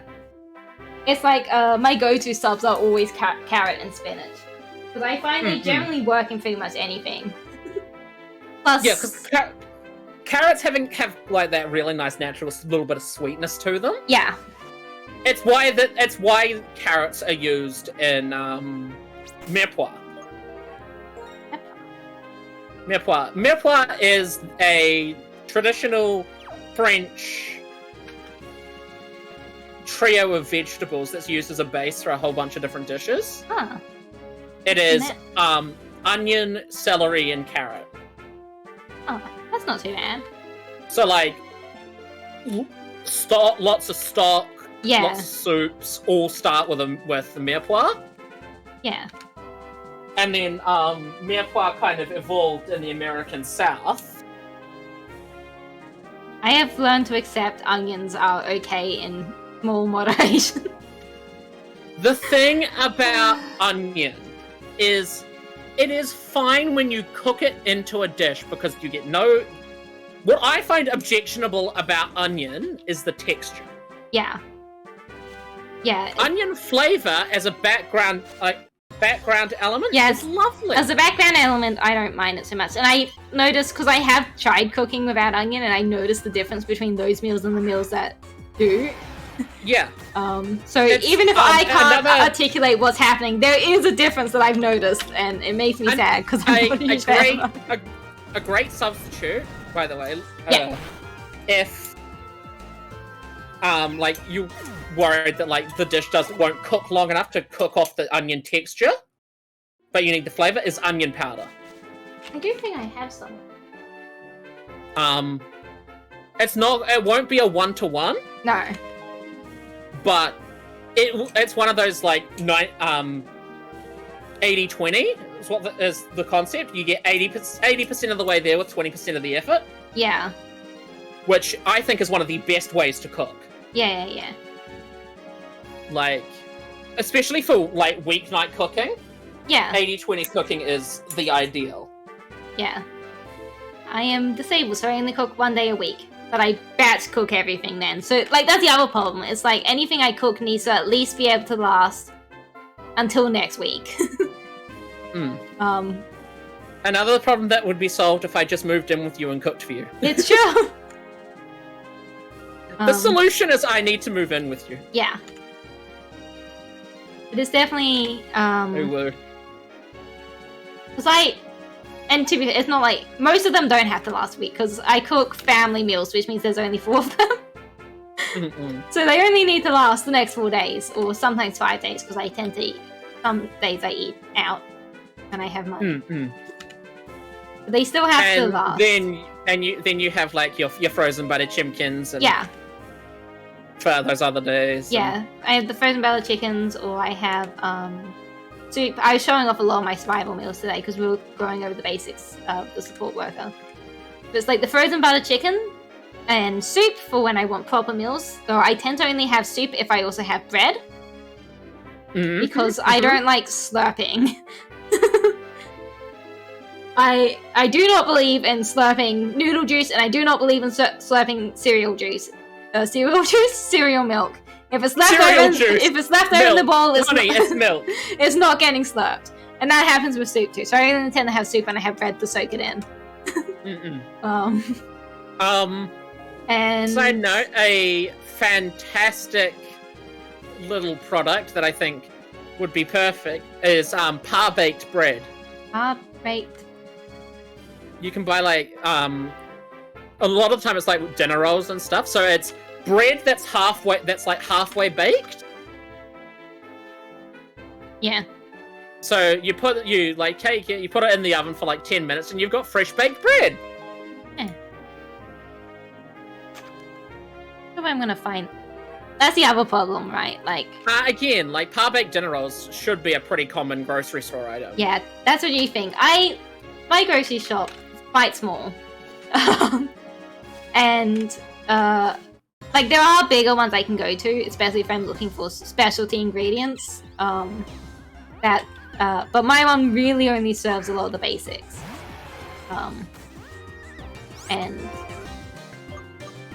But it never hurts to have a look to see if the things are in there.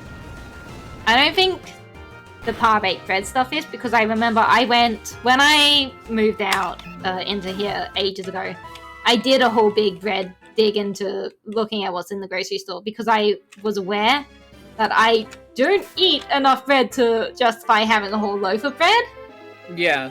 And storing bread in other ways, very tricky.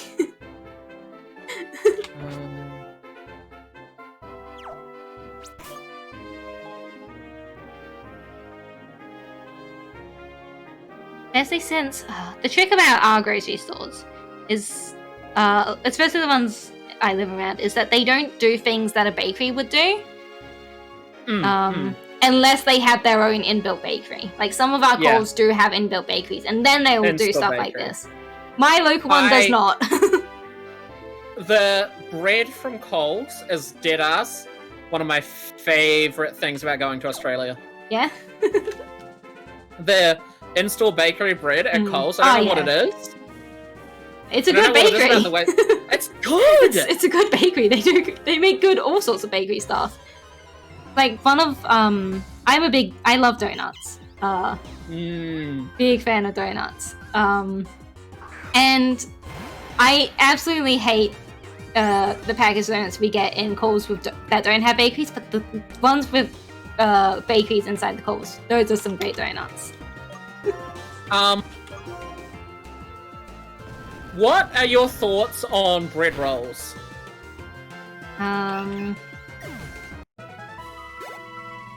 Versus, like, loaf bread. Yeah. Like buns and stuff? Yeah, like... Yeah. Because that could be an idea. Yeah, this feels like a weird thing to say, but I know it's not. I find them too bready when I'm doing things that isn't, like, filled sandwich.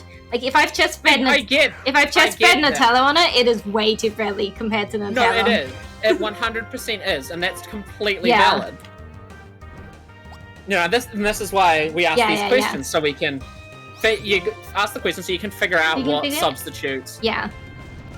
I don't mind it so much when I was doing... I used to do a lot more, like, just spinach and whatever sandwich meat of the day I had bought, well, of the week I had bought.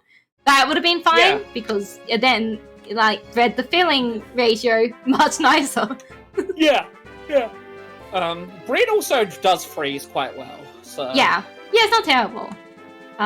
The trick I'm having is probably more of a fridge issue than an actual, like, freezing the bread issue. I've been having problems. We had the freezer works fine. We had the fridge. The fridge also is a freezer, apparently.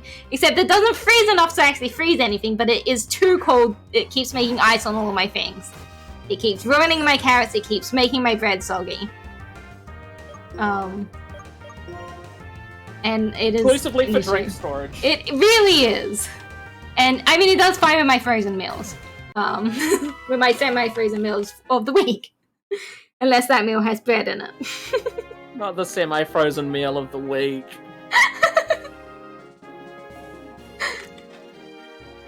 Yeah. And I think it's just one of the things where I think the problem with the fridge is literally just it doesn't distribute the cold equally. Because I think my roommate is having the opposite problem, where their food isn't cold enough to be cold.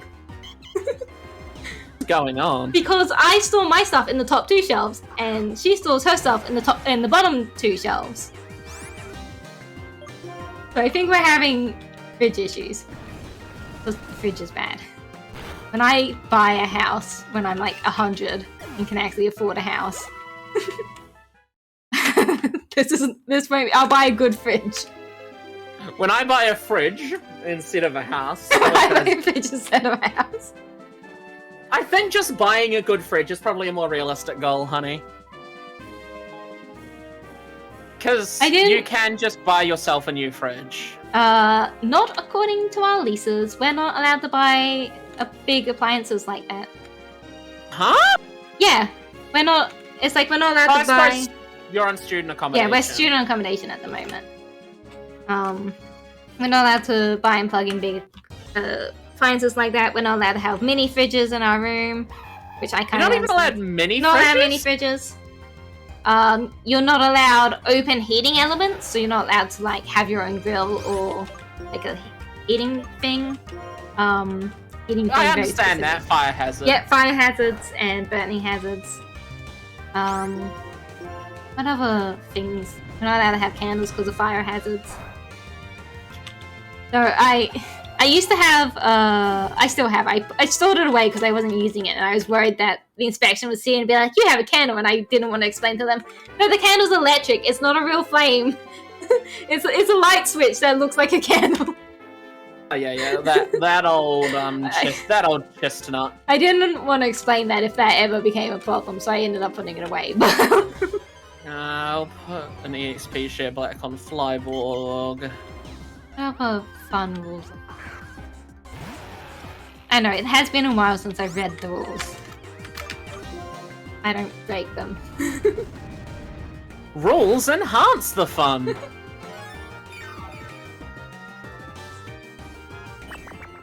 Like, I read them when I moved in, and I was like, I'm not gonna do any of that stuff anyway, so I kind of forgot what they were.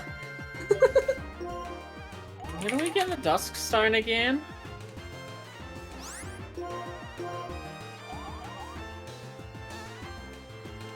It's 10. Rudy 10 and Mistralton Cave.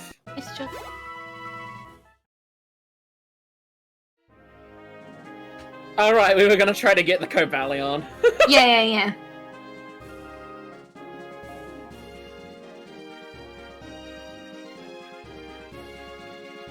Usually what I do with bread, especially when it's actual uni time and so I'm eating just way less at home, is I will separate all the bread out and put it into sandwich bags and then freeze that, and then have 1 or 2 in the fridge so that it's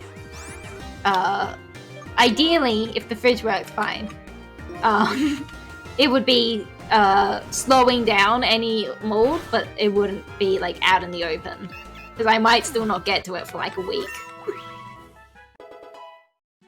It's a good plan. It does work, it just doesn't work with the fridge. And I keep carrots in the fridge because, again, very easy substitute for a lot of the crunchy stuff that I don't like zucchini and cucumber. I still think is the same food. They're not.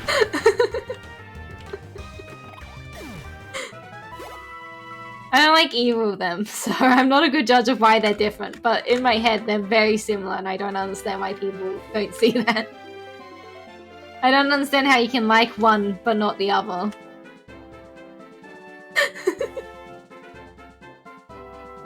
And capsicum, because I don't like capsicum. Carrot makes a pretty good substitute for capsicum. I'm sure there are better substitutes for all of them.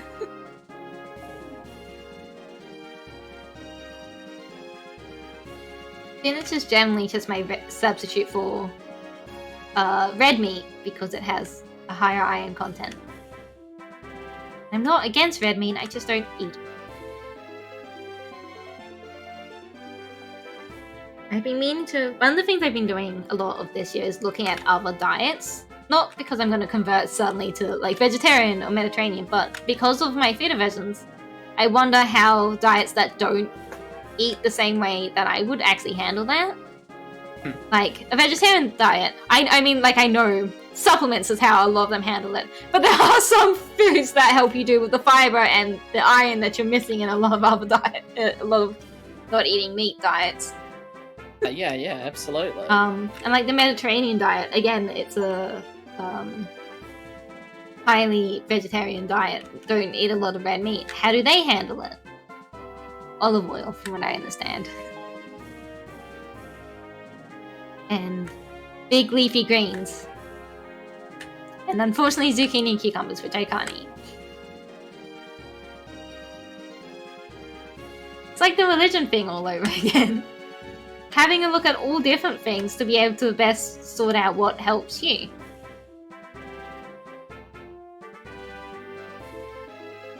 But also, so that one person who said I can't enjoy tofu because I'm not vegetarian, fuck you! What? Tofu's great! Oh, there's a pretty big portion of like vegetarian and vegan communities that that you can't have their vegetarian vegan alternatives unless you convert. So, like, okay, first of all, let's unpack why that's horrifically racist. Yeah. Because tofu is just like a staple part of the Japanese diet. Yeah. Like, regardless of what your, you know, like miso soup and tofu is just a thing that Japanese people eat. Yeah. But to be fair, a big part of the reason why it's in their diet is because they were a pescatarian nation for years. Yeah. Funny how that happens when you're an island. Yeah. You know, it's almost as if food culture evolves based on what's available to you. What? Madness. Why Mexico has so many corn dishes? Because they have 200 varieties of corn. They have many corn. There's something like Mexico diets. I'm a big fan of corn. There's something like 200 and something different varieties of corn, and almost all of them are native to Mexico. Yeah. It is something kind of crazy like that. Yeah. Like, yeah, it's like it's both racist and the one for ableist. Yeah. And also just, I hate people who gatekeep food so much. There are 74 native varieties of corn. Oh, sorry, 64 native varieties of corn in Mexico. Yeah, which is a lot. Like, and they all serve different culinary purposes. Yeah.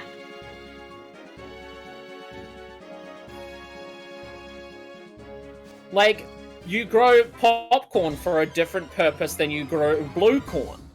Yeah. Someone came at me with this argument about like vegetarian only food when I started drinking almond milk as my preferred milk. I'm not lactose intolerant. I just prefer the taste of almond milk. I think it's better. Fine. And people don't like that. Well, some people don't like that because they're idiots. Because they are food putarians and can't imagine a world where people who have the choice to drink full cream dairy but don't choose to exist. I think that says a lot more about them than it does you. Oh yeah, absolutely. I continue to drink almond milk because I still think it's the best tasting milk. Because, like, I think, like, that very much implies that, like, I wish I could drink. Yeah. I think the biggest problem for me is, because the people who say that to me are people who chose to be vegan vegetarian. Which means they could fully drink it. It's not like a dietary issue. It's not like a culture issue. They've decided to choose this for themselves. And they're complaining that I'm not making that same lifestyle but still using the same products.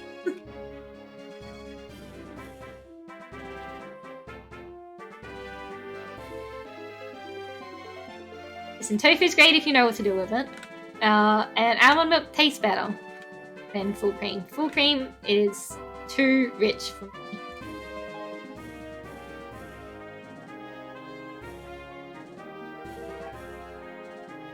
If you're thinking about it, that probably means I'd probably like skim milk and stuff. I don't know, I haven't drunk skim milk. It missed my trying different milk taste tests. And oat milk is only good for porridge. You can't change my mind. Just stacking oats on top of oats. The thing is, oat milk tastes so strongly of oats if you put in anything else, which is why it's okay for porridge, because that already tastes like oats.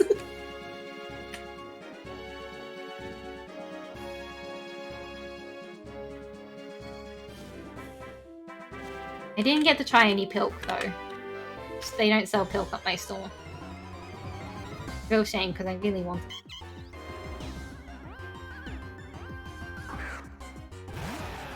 From what I understand, pilk is not nutritionally helpful in the way any of the other milks are.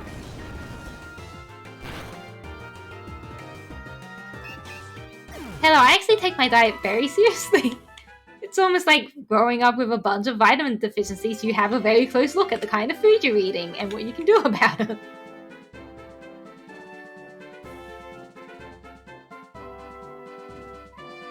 I'm the bitch in taking up the aisle space reading all of the nutrition information.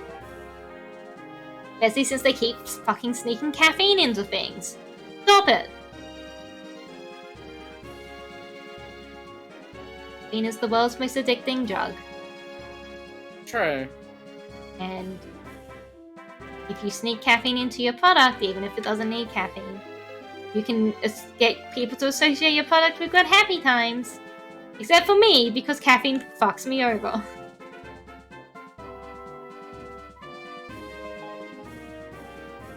It's like, it's the same problem with sugar.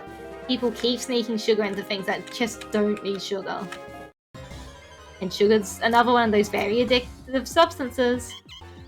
You put sugar in your product, it makes people feel really good and energetic for a moment. It makes them buy more. Sugar fucks me over if I have too much of it.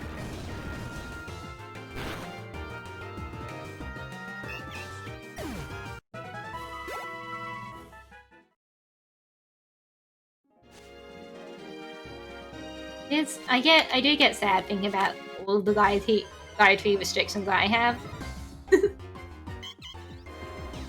There are a lot of them for different reasons. Like some of them is autism sensory based, some of them are bipolar neurochemical based, some of them is just I'm hyper aware of like the ethical labor that goes into it. Like I tend to avoid a lot of vanilla stuff because the ethical labor that is going to making vanilla crops, just I don't jive with. I don't jive with slave trade. I'm sorry.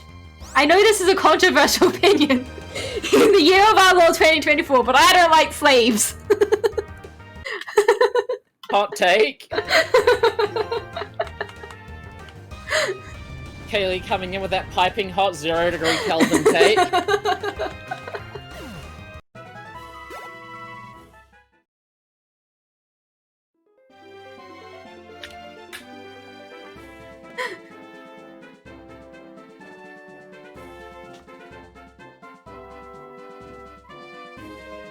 Tired. What happened? What time is it?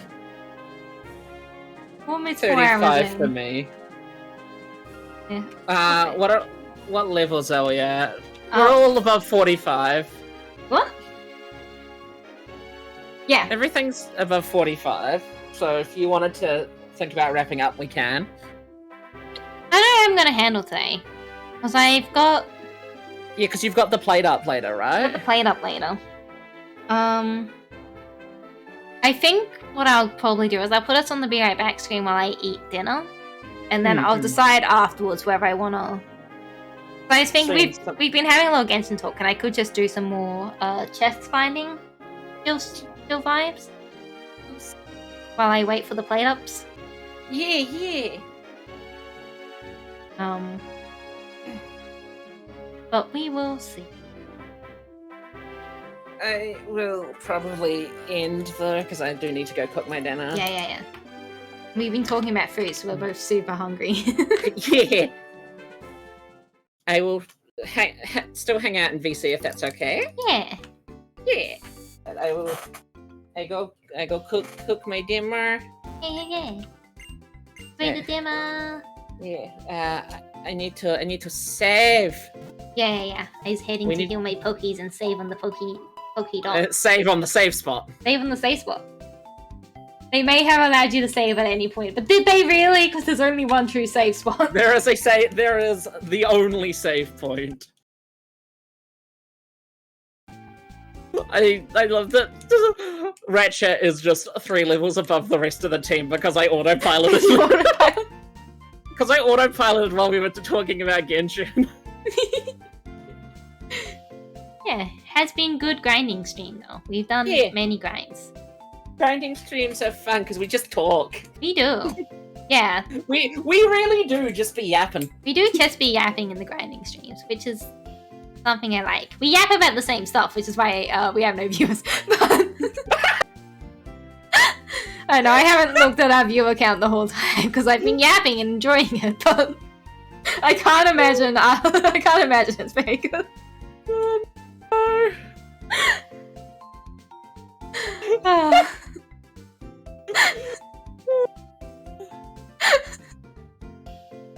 Oh no. Listen, I'm just calling it as I see it, except I'm not seeing it because I haven't looked. Oh, thank you for yapping with me and grinding. Yapping is fun. Hey. We go here. And it's nice to have good intellectual debates. Not that we Debate on anything. Good intellectual debates about how old Zhongli is. Yeah. And slavery. About how Barbenheimer totally doesn't is totally a bottom. Yeah. If you think he's not, you're just wrong. Yeah, we're very good at debating because we did the very good debate tactic of shutting down anyone who disagrees. Because they're wrong. I think I'm going to jump scare Shire. Okay. I'm going to jump scare Shire with the raid. Yeah. A good idea. I don't know what I'm going to be doing for streams next week. Huh. Aside from Pokemon and Persona. Aside from Pokemon, of course. yeah. I don't know what I'm going to be doing next. I think it will depend on how much of the last assignment I get done. The one that made me so very angry. We'll see. We'll see how it goes. I still want to do Wednesdays. Yeah, I will be right back. I'm gonna go eat dins.